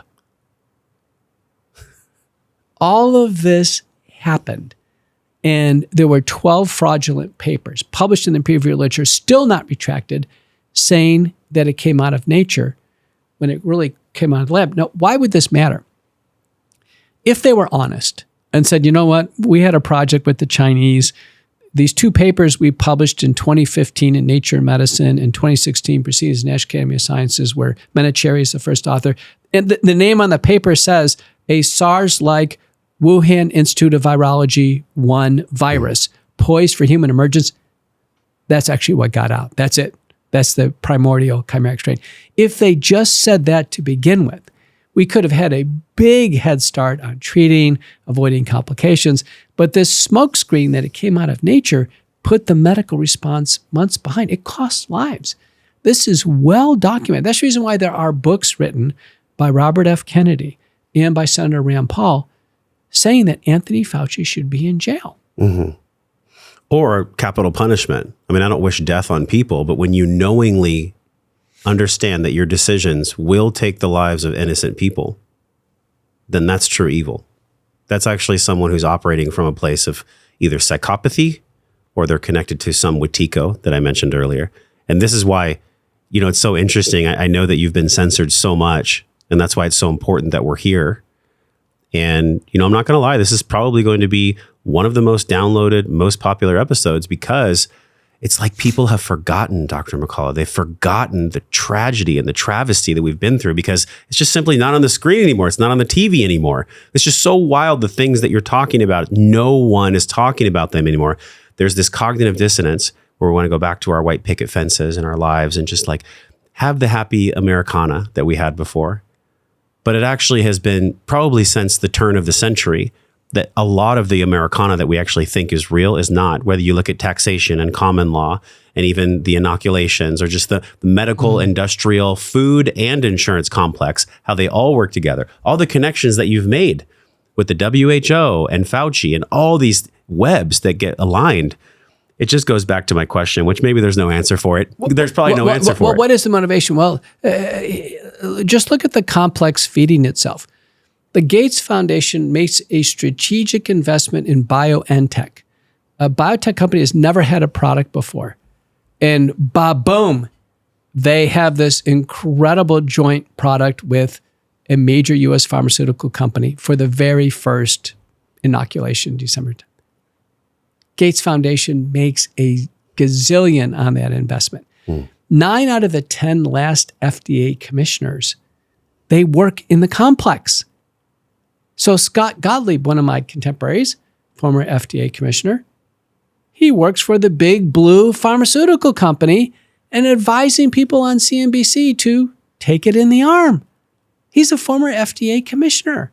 Stephen Hahn, the one who was in power, who blocked treatments, he's works for Flagship, the venture capital firm for Moderna. The top public health director in the UK works directly for Moderna. The top public health director for Denmark now works for the company. So what happened is these people in these positions must have been contacted by one of these entities and said, you know what, if you do a good job for us, we've got a very lucrative job for you in a year or two. Jeremy Farrar, who was the lead scientist at Rockefeller Foundation, where is he now? He's the lead scientist for the WHO. They're big time. They're probably one of the main coordinating centers in this syndicate. Rick Bright, who was in the White House, he fought so we could not release the stockpile of HCQ out to people, a vital drug to treat it. He now works for the Rockefeller Foundation. They're in the complex. So these NGOs are very important because they can't be regulated. They can invest in things, and they're not for profit, so they can actually really, reap tremendous profits. They can have incredible influence on things. They can really grease the wheel. They can hold planning exercises. They can actually purchase product and distribute it. The NGOs are important. We think this biopharmaceutical complex, as I've outlined, controls trillions of dollars. It's limitless what they can do. They influence agencies. So we know government agencies were inside social media. They came out in Missouri versus Biden. So the FBI, the CIA, and other agencies in the intelligence community and the CDC have officers and people either inside Twitter or electronically inside Twitter monitoring the feeds. So I got a FOIA on myself. I said, well, who's monitoring me? I have the biggest doctor account in Twitter of specialty doctors who see patients. I'm like a prize, right? So I would have a tweet on something, on some part of the immune system early in 2021. Emails. Dr. McCullough just tweeted this. What do you think he means? And you could see the operatives go back and forth. I said, oh my gosh. Who's listening to this right now? You better believe somebody's assigned to me. Many people are assigned to me. Anybody who's a dissonant voice is going to be listened to, is going to be censored, will have pressures applied in all different ways. Your jobs, if the jobs don't matter, it'll just keep going and going and going. This is no different than Nazi Germany. But nobody will stand in the way of this narrative. Not even presidential candidates will stand in the way of this narrative. The narrative is there is a new sheriff in town. There is a new world order. When Klaus Schwab wrote the book and said, is the opportunity to reset a new world order, he was very serious. He said, listen, it's not going to be about countries anymore. It's going to be about borderless countries. There's going to be tremendous control from central nerve centers, probably this complex being one of them. They're very well coordinated. When he wrote his book in 2017, the Fourth Industrial Revolution, he said, listen, there's going to be a revolution. It's not going to be machines this time or computers. The environment's going to, is going to stay the same. The human body and mind is going to change. That's the Fourth Industrial Revolution. The motivation by those who are speaking for the complex, and I think Klaus Schwab is one, I think Tedros Ghebreyesus is another, I think Bill Gates is another, Yuval Harari, you can probably round them up. They're relatively visible. Everything seems to be open. There's the theme. One of the themes is too many useless eaters. Too many people. There's a perception there's too many people on this earth. God, you just fly across Canada and you show me the people. Fly across the coast of Australia and you find hundreds of miles. You can't find a single person on the beach. I can't imagine somebody would come up with that notion, but there's a notion that that's the case.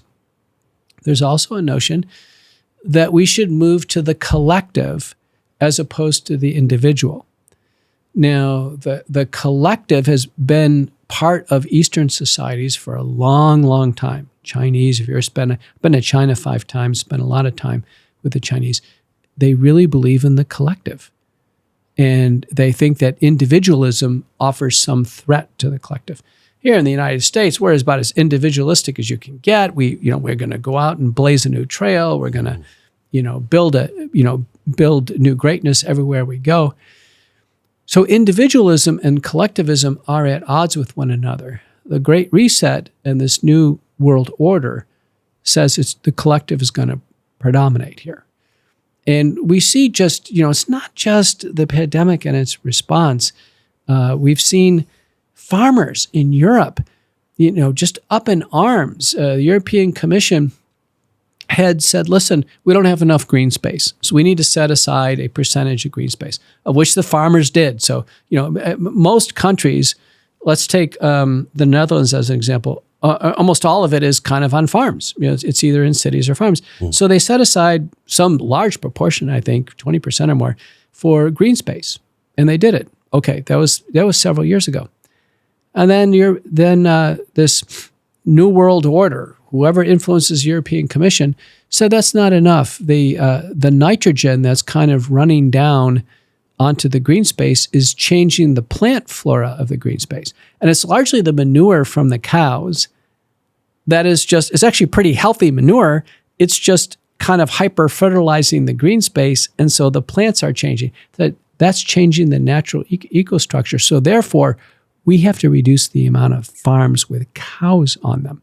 And that's where now all these countries started to have these new rules. We can't have so many cows. You can't have so many acres assigned to livestock. This happened across the Netherlands. It happened across Germany in part. It happened across Ireland. And you saw protests, really pretty wild protests where the farmers were spraying manure on buildings, blocking roads.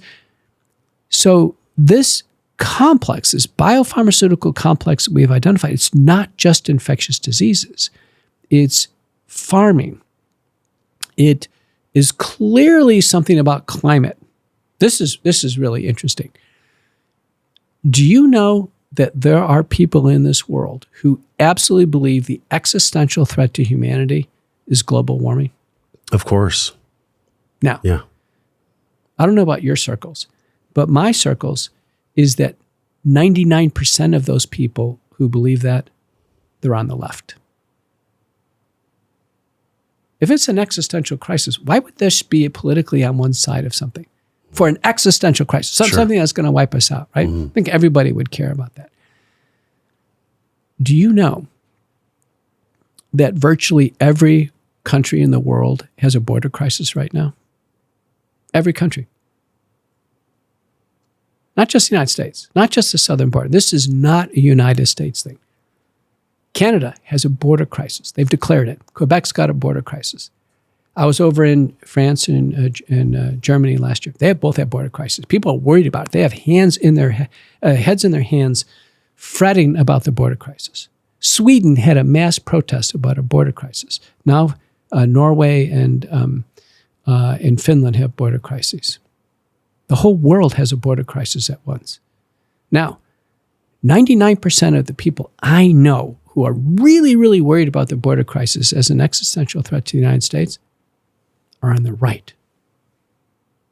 How can that be if there's really a border crisis? How can the climate crisis be all the way on the left and the border crisis be all on the right? How can that be? And how can it be worldwide?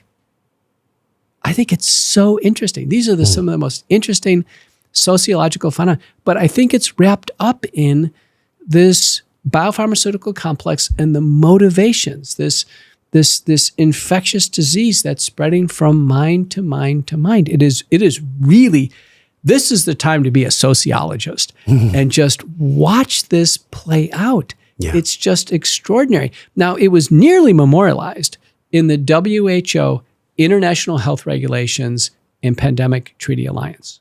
It's nearly memorialized. Now, fortunately, some countries, there was enough resistance, they didn't get this thing inked. But if they did, this would have said, listen, the WHO has dominion over all plants, animals, and humans in the world, period. WHO says, shut down your farm. You go do it. WHO says, your nice little ranch here in Austin, too many trees, chop them down. WHO says, listen, New pandemic, you got to take it in the arm every 6 months. You got to do it. You got to shut down your business. Can you imagine an organization that's unelected having that much power and authority over individual nations? The individual nations would actually give up their sovereignty to this. This is why it's the perfect time to be free, to actually do the work to be truly free. Yes, to really be free. To actually be free. Yeah. And it starts with the physical. Yes. Which is why your protocol, which by the way is on the screen right now, is so powerful. Like you've done such an incredible job of telling so many stories that I literally had heard of, but never actually understood. The interconnectedness of which you speak is so profound.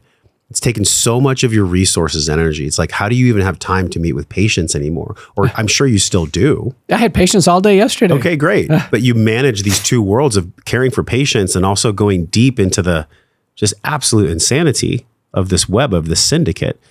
How do you hold those two worlds? Like, how do you hold all of it without your health deteriorating, without your relationships deteriorating? Because you deserve to be free as well, right? And all the ways that you're educating us about how we can be free through new knowledge, because knowledge is power if you're conscious enough to make new decisions. But how do you actually maintain your own freedom? I'm as free as you are. And I think freedom actually starts up here. Amen. And I'll never forget, years ago, I had a chance to have dinner with Larry King. I was in a group of doctors. There he is. There is Larry. Yeah, he was. So, and we had a chance to ask him questions. And there was a woman in our group, and she wanted to ask him about all his marriages and stuff. But I asked him, I said, what gave you the courage to interview any world leader? He sat down with Brezhnev. He sat down with U.S. presidents, and he never seemed fazed. He never did. And he said, Peter, he said, you know what? He said, since I was a kid, I was always the most confident person in the world. I'm confident. I was born confident. I'm just a confident person. And when I look back at my life, I'm the same. I am a very confident person. Very confident. Some people interpret that as being cocky. Well, that's arrogant or cocky. Let me tell you what, you get on an airplane and you're in a storm. Do you want a confident pilot? Or do you want a pilot that says, well, I'm just kind of average. Maybe I can get us out of the storm. No doubt. Maybe I'm not too good in this circumstance. You're going to have a surgeon operate on your brain. Do you want the most confident neurosurgeon in the world at that time? So doctors, pilots, military people in these positions, we're edge players. By definition, we're edge players. And there's a great span of competency. To me, it's not surprising that only a tiny fraction of doctors have the blend of confidence, aptitude, courage, perseverance, and mental strength to lead this battle against $1 trillion biopharmaceutical complex. They would love to squash you and squash me right now.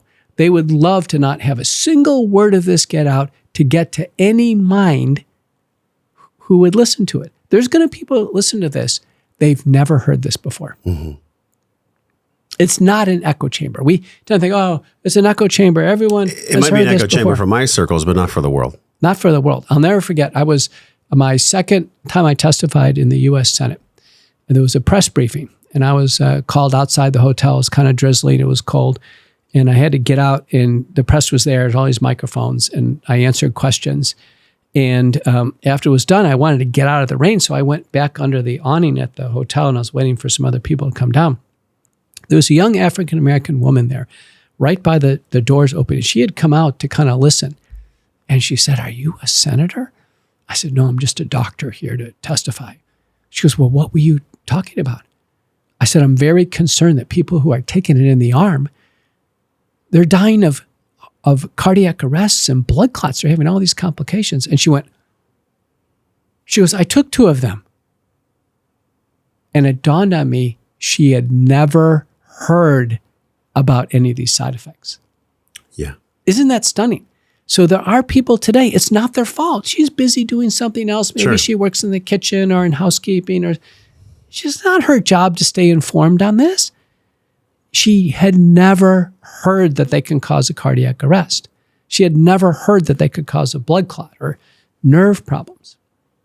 So one of the most effective people I know is a pediatric dentist. And she's fun and cute, and she's well known because she can do all these dental surgeries without anesthesia in kids. She somehow lulls them into accepting this, and she's famous in her field. And she's so disturbed about what she's seen through the pandemic, particularly this second half since 2021, since they rolled out.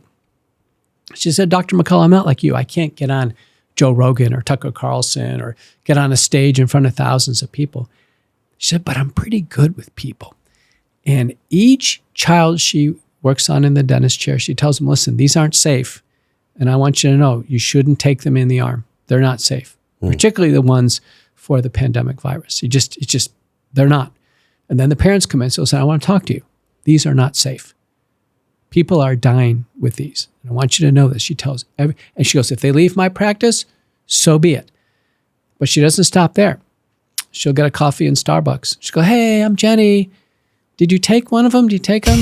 I just want to let you know they're not safe. We found out they're not safe, just so you know. And she gets in an Uber car. Hey, listen, she starts this nice conversation. She'll go to a restaurant, and then she goes to every table. She finds a reason to go to the restroom, and then she goes to every table. Says, I just want to introduce myself. I want to let you know they're not safe. I just couldn't live with my conscience if you went along thinking that. Wow. And she just does it in such a nice way. She said, listen, every single person I come in contact, I have to impart this important message since everyone's been asked to take them. It turns out in the United States, 75% of people took one of these. 75%. Can you imagine getting 75% of people to do anything in this country? Let's get 75% of people to exercise and eat whole foods. Can you imagine if we turn the tide? I know. The syndicate, the financial resources and the energy that they pull from, if we could just take that and place it into a narrative of eat whole foods, exercise, literally we would have the entire society and world that we've always dreamed about, that we know is possible. Yet here we are playing out in the theater. And I think the only way is really to take care of the physical body first, because if the physical body is compromised, then the mind will follow and the emotional body will follow. This is why, and it's in the screen right now, it's in our show notes today, this protocol that you developed. We actually had someone, which I've never done before. We're going to actually play a clip from an audience member, Catherine. And Catherine asked you this specific question here. And it's about, she took the inoculation and she'd like to actually take care of herself and her family. So let's just listen to what Catherine has to say. Hi, yes, I'm wondering if there is any way to reverse vaccine damage, even if it's unseen damage. Is there any way to reverse that? What we're dealing with right now are people that are in that 75% that want to care for themselves because they've learned new knowledge, they've grown wiser, they've opened their heart and mind to something new, which you're sharing. There's got to be, and you've developed this over the course of, I think, 5 years now, almost 5 years. This protocol is very inherently natural, but the dosage and the synergy is interesting. Yeah. And so it's on the screen right now. The name of this is the Ultimate Detox Bundle. And in this bundle, there's some nattokinase, some bromelain, and some turmeric, which at first glance, you'd be like, well, how is that going to help me take care of protein? But there's deep science on this, and you wouldn't put your name on it and your reputation unless it was actually showing results. So let's go into this, because there's been so much painting of the picture of the syndicate, and it's been absolutely exploding my mind the whole time. The research and the world that you've played in. But how did you come across this synergy in the compound itself?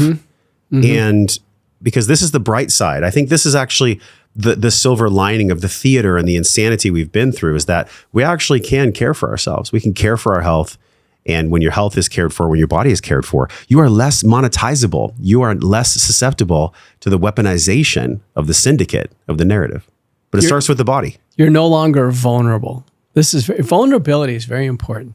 If you feel vulnerable, then everything follows. If you feel strong, resilient, invincible, then it's a totally different mindset. Isn't it interesting that everything we know about the organism that we've described so far, the nucleocapsid, the envelope protein, the protein on the surface, the S protein, it's all synthetic. It was engineered in the Wuhan Institute of Virology. Think about this. A very unnatural thing got us all sick. It's unnatural. It was not supposed to happen. Now, and I'm a drug prescribing doctor. That's what I do. I prescribe prescription drugs, and I do clinical trials with prescription drugs. And that's the world I live in. And working on this for years, there was not a single prescription drug that seemed to answer her question of how do I take care of this problem now that I've taken it in the body. It's so interesting that virtually everything we used in the acute infection was from a natural source, and that everything we're using now in the process called detoxification is from a natural source. So let's take the acute infection. From the very beginning, a virus goes in the nose and mouth.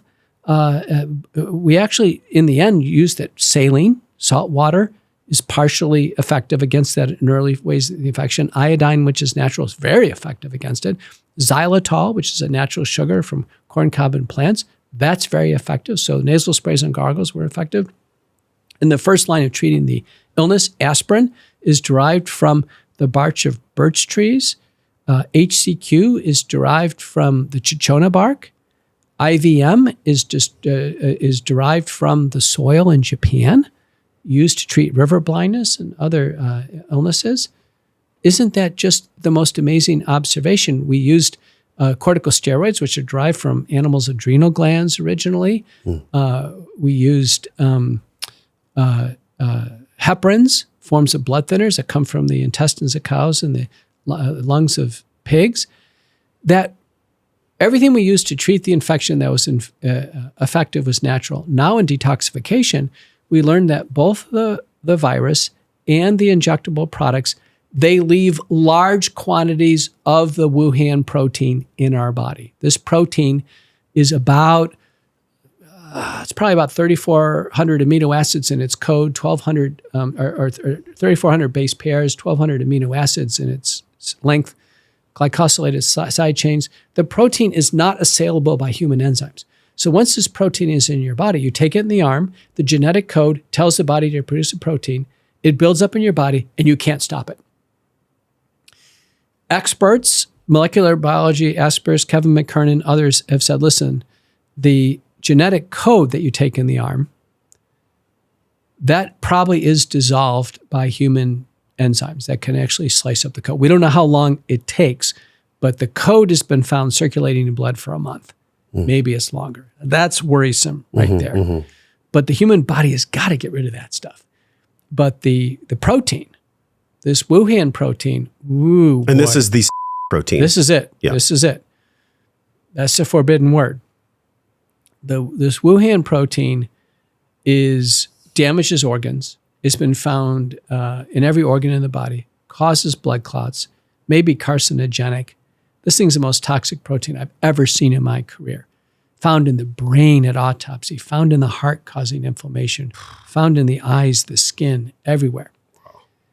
And we can't get rid of it. So the brilliance was early on, the Japanese, Dr. Tanakawa gets great credit for this. They were trying to find a way to prevent the infection. They said, listen, we're going to have to strip off this surface protein. We got to find something that's going to break it down. And they found nattokinase. Now, the Japanese have been eating natto, which is partially fermented soybeans, for breakfast forever because it has cardiovascular benefits for over 1,000 years. There's papers written on this. It's an acquired taste. I've had it myself. It's not too bad. It's not bad. It's just acquired, yeah. It's acquired. It fills you up. You eat some natto, boy, you're ready for the day. But it has a natural enzyme in it called nattokinase. Nattokinase is a thrombolytic. It breaks up micro blood clots, okay? They use it to actually try to reduce plaque in the carotid arteries and the coronary arteries. It's anti-atherosclerotic, lowers cholesterol a little bit, lowers blood sugar a little bit. But uniquely, when it comes to the Wuhan protein, this foreign protein that's in our body, it slices it up. In fact, they did experiments where if you take the virus that has the projections all over it, and you put it around nattokinase, it just strips it off. It makes it a useless ball. So they rendered the virus, basically neutered it by dissolving the spike protein. It was that good They used it in cell lysate models and in intact cell models. And this product, you take it orally, it gets partially absorbed into the bloodstream, and then it will get partially distributed to tissues, but it doesn't harm cells. So what a brilliant discovery. So Japan scores big on nattokinase. So nattokinase is the first thing we included in the protocol. Then we said, listen, this is like any other protocol development in the setting of emergency, we need redundancy. We're not going to rely on one thing. Just like with acute treatment, I didn't say, oh, here, just take this one magic pill. No, it's 4 to 6 drugs in combination. This is a difficult syndrome. The post-infection long C syndromes and the post-inoculation syndromes are long-term problems, multiple drugs. But the key is the protein. If we just treat the symptoms or treat inflammation, people don't get better. This protein is stuck in the human body. We measure in my clinic, we measure antibodies to protein. They're sky high years after taking it in the arm. People must be producing a ton of this for years. The second thing was bromelain. Bromelain is a family of enzymes derived from the stems of pineapples. Multiple studies show in different places, it slices up the Wuhan protein. Wonderful, that's on base. Even the fragments can cause inflammation and cause symptoms. And there, the Indians get great credit. They've done a lot of research with curcumin, which is derived from turmeric. And curcumin is a natural anti-inflammatory. It's been used for ages for arthritis. And there are prospective, randomized, double-blind trials in people in these post-acute sequelae syndromes. And they feel better and measures of inflammation drop. So curcumin's in. So those 3, nattokinase, bromelain, and curcumin, became the first base detoxification McCullough protocol. Now, both the early treatment and the detoxification were copyrighted in my name for only one reason, so people can locate them.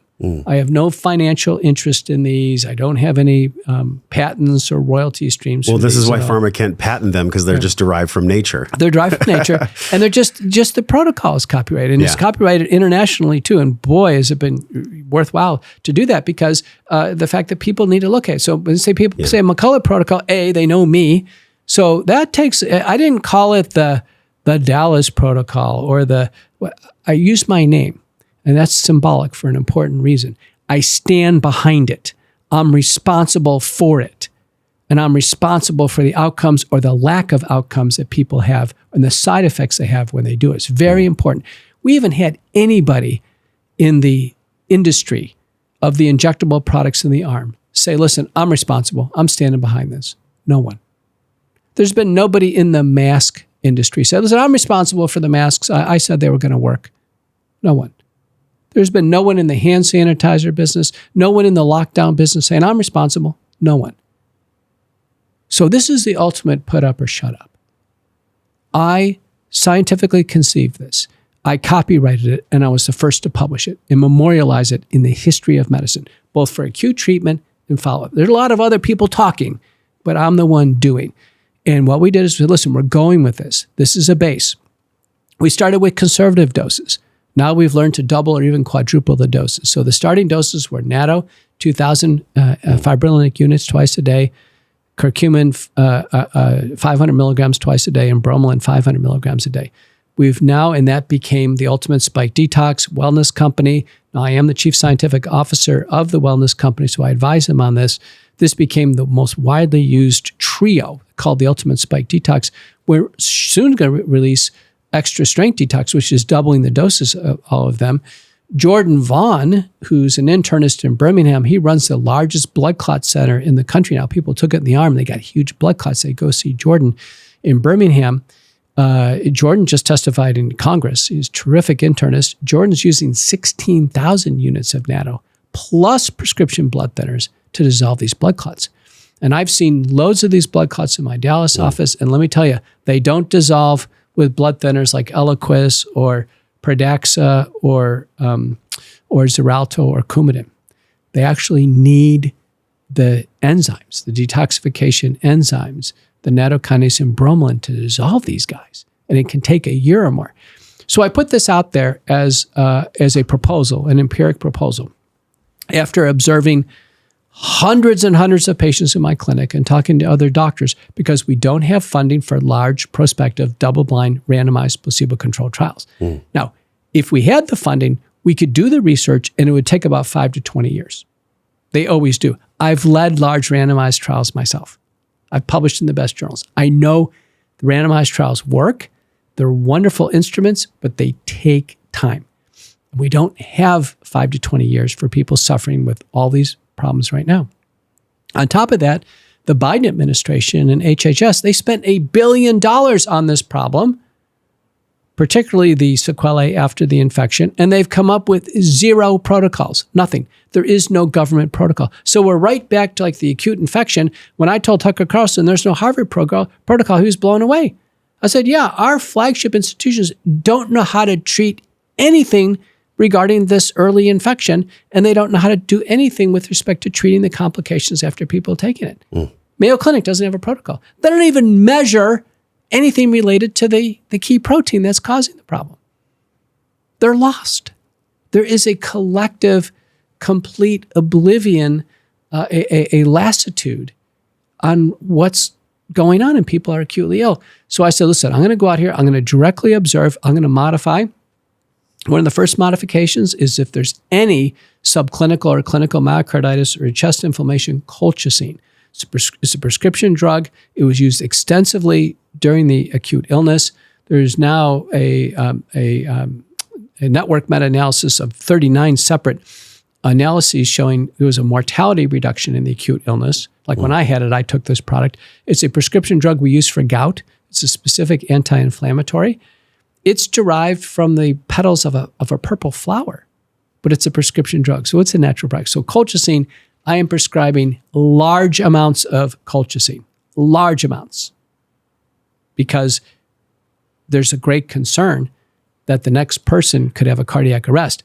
And there's even been publications where people have iatrogenic myocarditis, they get put on colchicine, they get better, they go off colchicine, the myocarditis comes back, they go back on colchicine. In one of these papers from Germany, they actually even gave a 3rd dose in the arm of the product that caused the problem, and the patient survived it. So colchicine is a magic drug. I think colchicine plus the detoxification could be the answer to saving a lot of lives, and I'm prescribing a ton of it.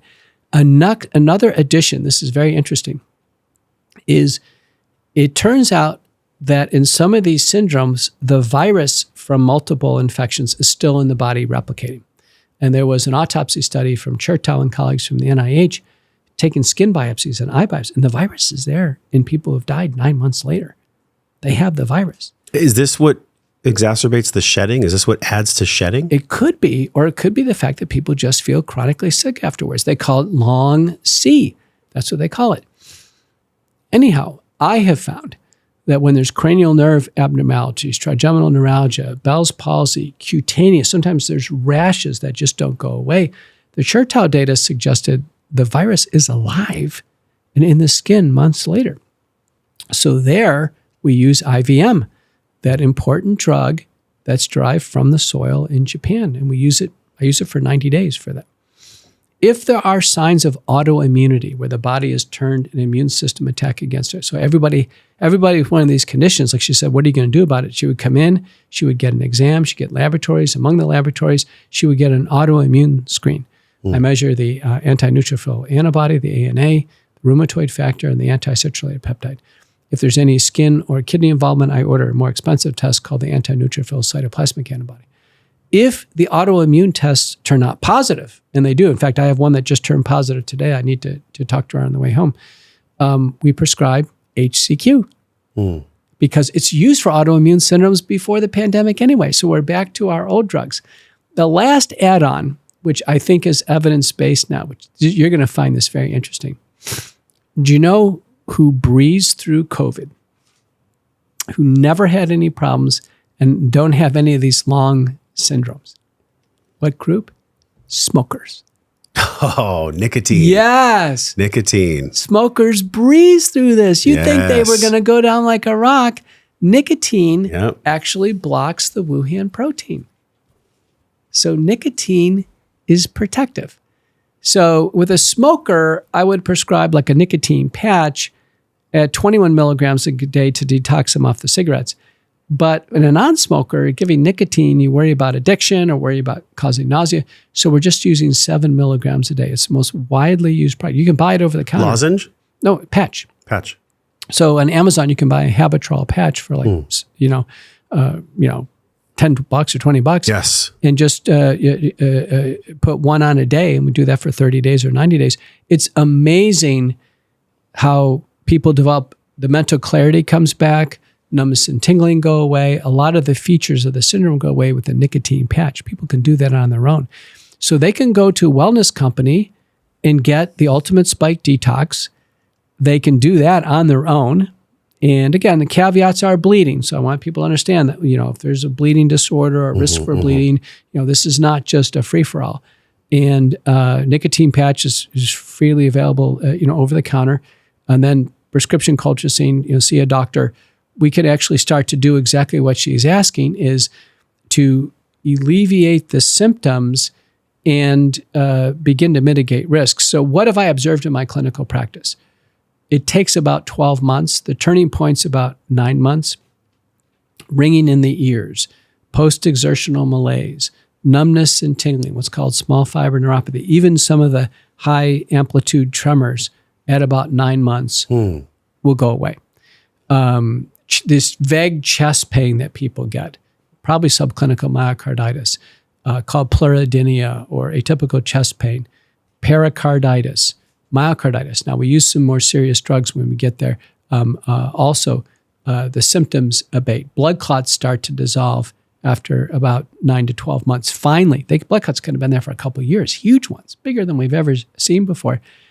And I think the most interesting thing is we've tackled some of the most difficult syndromes, which are the severe neurologic syndromes. Now, they are Guillain-Barré syndrome, which is a paralytic syndrome that can involve even rectal sphincter tone, even involve respiration, and then transverse myelitis, which is actually like a severing of the spinal cord. And there, we've carefully observed patients improving. Of course, we need to do the best we can to try to write all this up. And the headwinds on publications, anytime we have a breakthrough, it is so difficult to publish. It could take 2 years to publish a miraculous case like this because of the suppression. There is a complete suppression on anything that can offer people hope, which is the most interesting thing. So you think, listen, people took it in the arm. The bad guys got what they wanted. People took it. Now we're just trying to dig ourselves out of this. Why can't we publish something that's hopeful? Even that is suppressed. We're seeing this all over, treatment of these injuries. My estimate is we're at about 4,000 papers describing the injuries, disabilities, and deaths after taking it and potential solutions. My estimate is only 1% of the papers are getting in. I think there's 400,000 papers. I know, because I have some of them. They just cannot get published that are out there because the information is being blocked to the world. Which makes me wonder what else is on the horizon. And even, is that a healthy path for me to take? I think no, I don't think it's good for us to live in fear. But yet, even if there is more practices for the WHO or Bill Gates, I think Bill Gates recently last year was like, well, there's another one coming. How does he know? That. Right, exactly, right? So how do you know? And if you do know, are you giving us all a premonition of what's to come? But yet, that to me is a dead end cul-de-sac, because that just promotes more fear. I think what's more advantageous and more empowering is actually taking care of our physical body, learning how to cook food, learning how to move, learning how to breathe properly, learning how to be a human that God designed, that our Creator designed for us to be, which is so powerful. And I love that basically it's plants and soil that are in this detox bundle. It's so wonderful. It's like coming from the earth, which we live with, and we live on. Well, let's talk about diet for a second. There was a paper from Poland, and I can't recall the first author. I don't think I could pronounce your name, but it was a very good diet. Those with healthier diets had less infection. They had less risk of getting the infection, and had milder courses. Okay. Thinner people did better than heavier people, for sure. But can't you say the same for surgeries and all medical conditions? For sure. And then this is very interesting. Every single study showed that eating sugar and starch worsened things. even during the acute infection. It got to the point where we tell people, listen, you're sick with the virus. Don't go out and eat a Cinnabon. And you actually will medically get worse. Did you tell them to eat low carb or more carnivore? We said high quality sources of protein, yeah, fresh fruits and vegetables. This was very important. So that literature congealed. There was an entire literature that supported our sense that immune boosting or nutraceuticals and supplements could play a real role. And as a medical doctor, a prescribing doctor, I was always a little bit skeptical, right? But there are sources of data for sure showing that zinc played a role, that it was an RNA-dependent polymerase inhibitor, and that it needed an ionophore to bring it in, like HCQ, but zinc played a role. There was somewhat supportive data for vitamin C, but boy, it better be high dose, not a trickle. 50,000, 60,000? Yeah, it's got to be way up there. 3,000, if you're going to take oral, like 3,000 liposomal 4 or 5 times a day. You really got to crank it up there. You got to, tens of grams of vitamin C. The most interesting of all these was vitamin D. Oh my Lord. Every single study on vitamin D was positive. We learned vitamin D was preventive. So those on vitamin D had lesser frequency of the illness and it was less severe. It could actually be acutely therapeutic, which was very interesting. There's been papers written on this, but the doses had to be higher. So where I am right now is just for general health prevention. I'm at 10,000 units of vitamin D a day, way higher than olden days. In acute treatment in McCullough protocol, it was 20,000 a day. And someone said, listen, it probably ought to be 50,000 a day for a period of time. And treatment protocols that I've written, 5 days on the short end, 30 days on the long end. And you get 30 days at 20,000 units of vitamin D, probably no risk of kidney stones or other problems. But if you do it forever and ever, maybe there's a problem. Quercetin, which is a polyphenol supplement, supportive data there. It was so interesting. And we could go on and on. There are data for spirulina as an example, which is a blue-green algae, a natural herb worm root, artemisian, which actually is similar to an IVM type of approach. Doctors in Asia weren't using IVM, they were using artemisian. So as I talked to more and more doctors around the world, I realized no single drug was necessary nor sufficient. And there were many ways to help people get the illness, many ways to help people get through this recovery phase. But the principle was get rid of this spike protein or block it the best you can until the body can get rid of it. And what I've likened this to is when you get the infection or take it in the arm, it's similar to getting Lyme, where the Borrelia burgdorferi organism, it just doesn't get out of the body. You just can't get rid of it. That's the reason why some people have a post-Lyme syndrome. It's similar to syphilis. Once the syphilis, the spirochete gets in the body can't get rid of it. That's the reason why there's neurologic and aortopathy and other manifestations of syphilis. There are some bugs that get in the body we have a hard time getting rid of. This Wuhan bug is one of them. And that's the reason why we need detoxification. We need to be patient with it because it takes a long time. With the Ultimate Spike Detox for Wellness Company offers, and you'll find lots of similar on the internet, and it's all, because it works, is take it on an empty stomach. Now, people say, well, how can you say it worked? People say, well, you're pushing these things. Well, listen, they're widely available, very affordable, no matter where you want to get them. And if I was wrong on this, we've been at this now for 2 years. The internet would be loaded with, this doesn't work. Dr. McCullough, you're wrong. I did this forever and ever, and I'm just as bad. My blood clot never went away. I would have been nailed with a litany. You know how people are on social media. Sure. And in my clinic. But you go on social media and you type this in, thank God I'm better. It took months, but I'm better. The numbness and tingling is gone. Thank God the blood clot's finally gone. Thank God I'm walking again. And it's just, yes, it is nothing but a sea of compliments. And in the absence of a large randomized trial and $500 million, I have no other way as a scientist to evaluate this outside of empiricism and then carefully listen to responses. It's inspiring because there is hope. So many people are like, how do I even get rid of this? And they just don't know what they don't know. It's unconscious incompetence. So they're just not aware. Thank you for bringing hope. I mean, it's definitely like needed and more now than ever, because there's so many factors that I think bring pain and fear. And We live in this world of social media where people go to get quick fixes, and it's almost like people want a shortcut to living real. And I think the only way we can really live real is to return to our roots. And that's why I think it's so beautiful that in the actual healing protocol itself, there are roots connected to the earth. I just love that. You know, God wants us to have hope. God wants us to be joyous, to look up and be joyous. Satan wants no hope. Joy to Satan is like kryptonite. When I testified in the U.S. Senate the first time, I'll never forget, November 19th, 2020, the majority chairman is Ron Johnson. Minority chairman is Gary Peters from Michigan. Johnson, handsome, silver hair, no mask. We're in the midst of the pandemic in 2020. Gives his opening remarks. I'm the lead witness, so I'm first up. Gary Peters is wearing a black mask, and you can hear him speaking beneath the masks.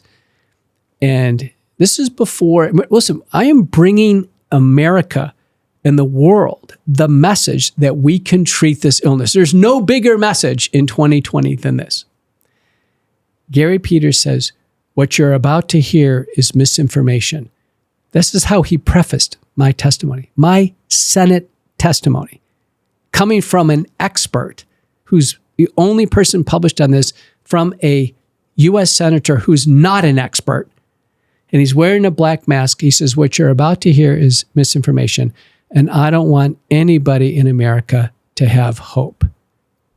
He meant to say false hope. And it was the biggest Freudian slip ever. Wow. And if you ever wanted to visualize a characterization of evil, think about a man in a position of power when the country is on its knees due to this infection, speaking through a black mask and telling people he didn't want them to have hope. Hope is very important. Hope is what carries people through at the lowest times. When people hit the panic button and they cash it in the setting of the acute infection, and they hit the panic button and called 911, a sequence of events happened, and we had 1.2 million Americans die in that sequence event, and virtually every death was in the hospital. People didn't die at home. It's the most interesting observation. If they just would have stayed at home, I wonder how many really would have survived.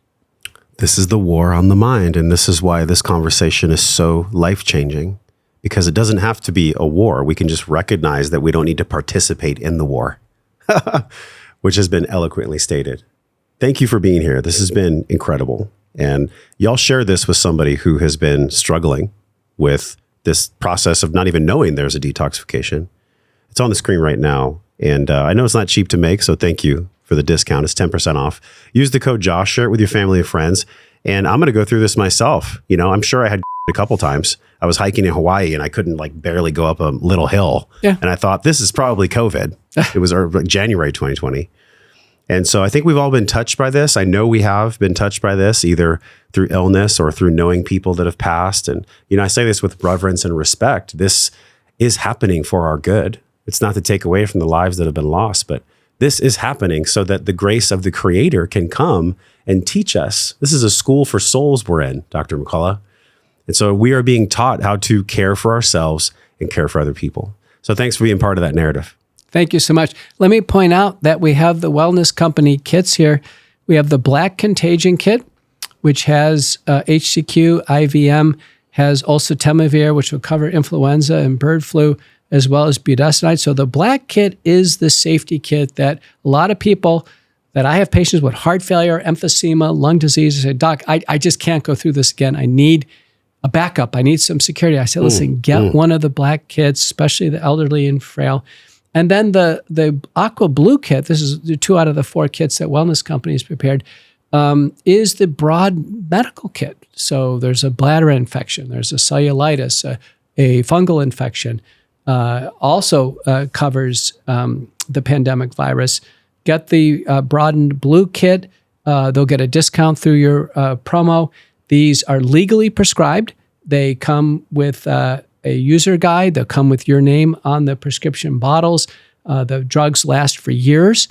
And we should never be caught again where you're sick and a pharmacist said, no, I'm not going to fill the prescription.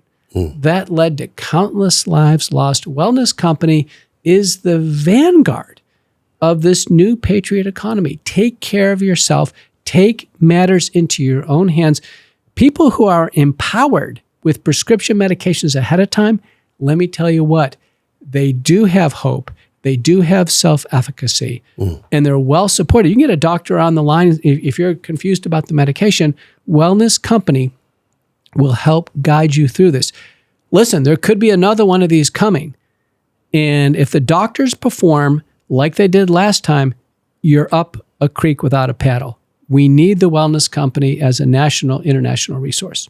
You know, it's interesting that the name of the company is the Wellness Company. This podcast is Wellness and Wisdom, right? And there's been some serious wisdom at this table. By the way, this is a peroda tree from Costa Rica. So nice. And peroda is the wisdom keeper of the forest, which I think is amazing.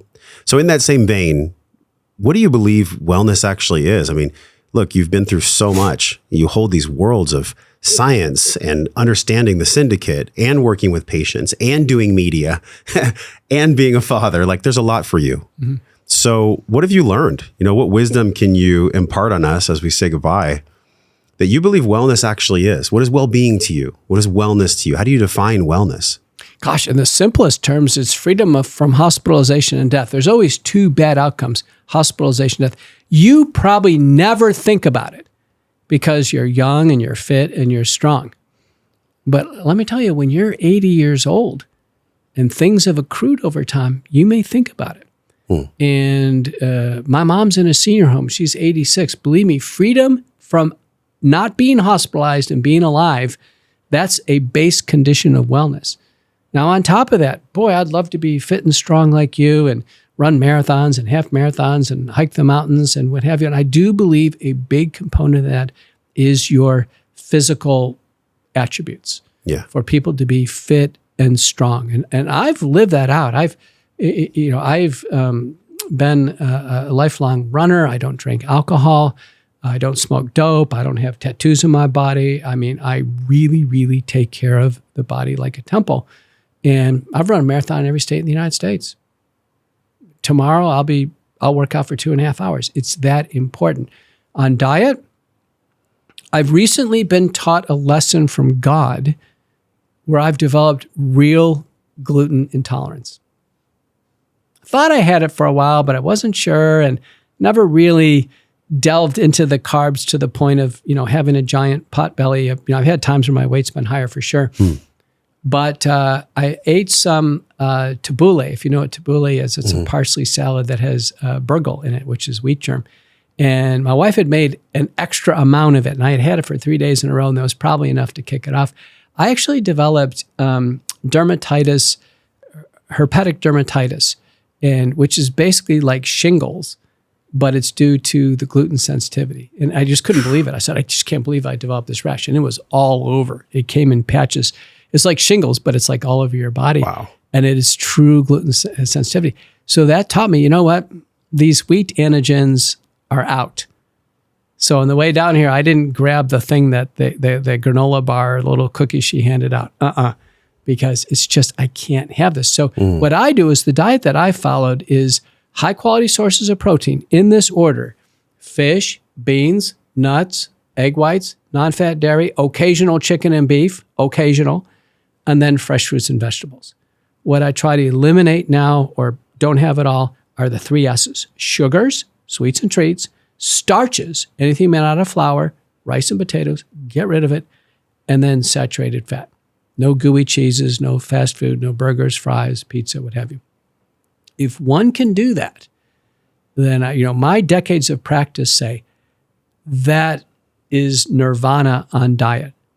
And people say, well, what is that? Is that the carnivore diet? Well, I said, well, in part, it's a carnivore diet. Is it South Beach? I said, well, in part it is. Is it Atkins? In part. Is it Sugar Busters? Yeah, it's in part. So it's kind of the best of all of them. It's the best of all. Anybody who goes to an extreme, I think, is probably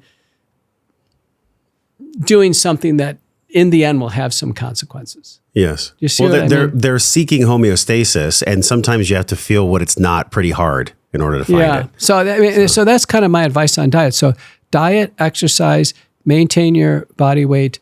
I'm within about 10% of my age 18 body weight. Are you there? Or are you above it? Well, I was 280 pounds when I was 18, so I'm definitely 280. So you're below. I was a big dude. So you're below your. I mean, I've had a really big journey with food. I look at food as fuel. That's another podcast. Some people live to eat. Yeah. I actually just eat so I can live well. Okay. So I'm half Sicilian. But you're below your high school body weight? Oh, for sure. Oh, very few people are. Absolutely. I was an offensive lineman. I mean, I was a big guy. Well, there's an NIH study showing only 10% of people are within 10% of their high school body weight. I'm there, barely. Hey. Now, 90% of people are more than 10% above their high school body weight. So I graduated from high school at 140. The average person my age who graduated at 140 is now 180 or 200. That's average. So people are accruing these pounds over time. So, I think you say, what's wellness? Man, if you can get within 10% of your weight at age 18, you can have a reasonable, healthy, balanced diet. Exercise, no alcohol. Alcohol is an interesting one. People are like, alcohol, and you got a French paradox, whatever. This has been analyzed and analyzed and analyzed and analyzed. And the net analysis is you'd be best to have no alcohol. Sure. Blood pressure is lower, less risk of atrial fibrillation, less risk of the alcohol-related cancers and liver disease. And then probably the best thing for wellness, sleep. Most people don't know this. One drink a month destroys your sleep architecture. Sleep architecture is a delicate dream weave of REM and non-REM sleep. One drink, go ahead and try it.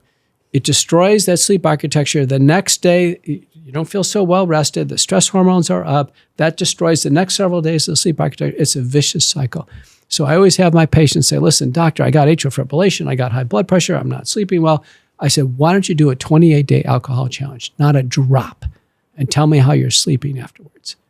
Every time people say, that's it.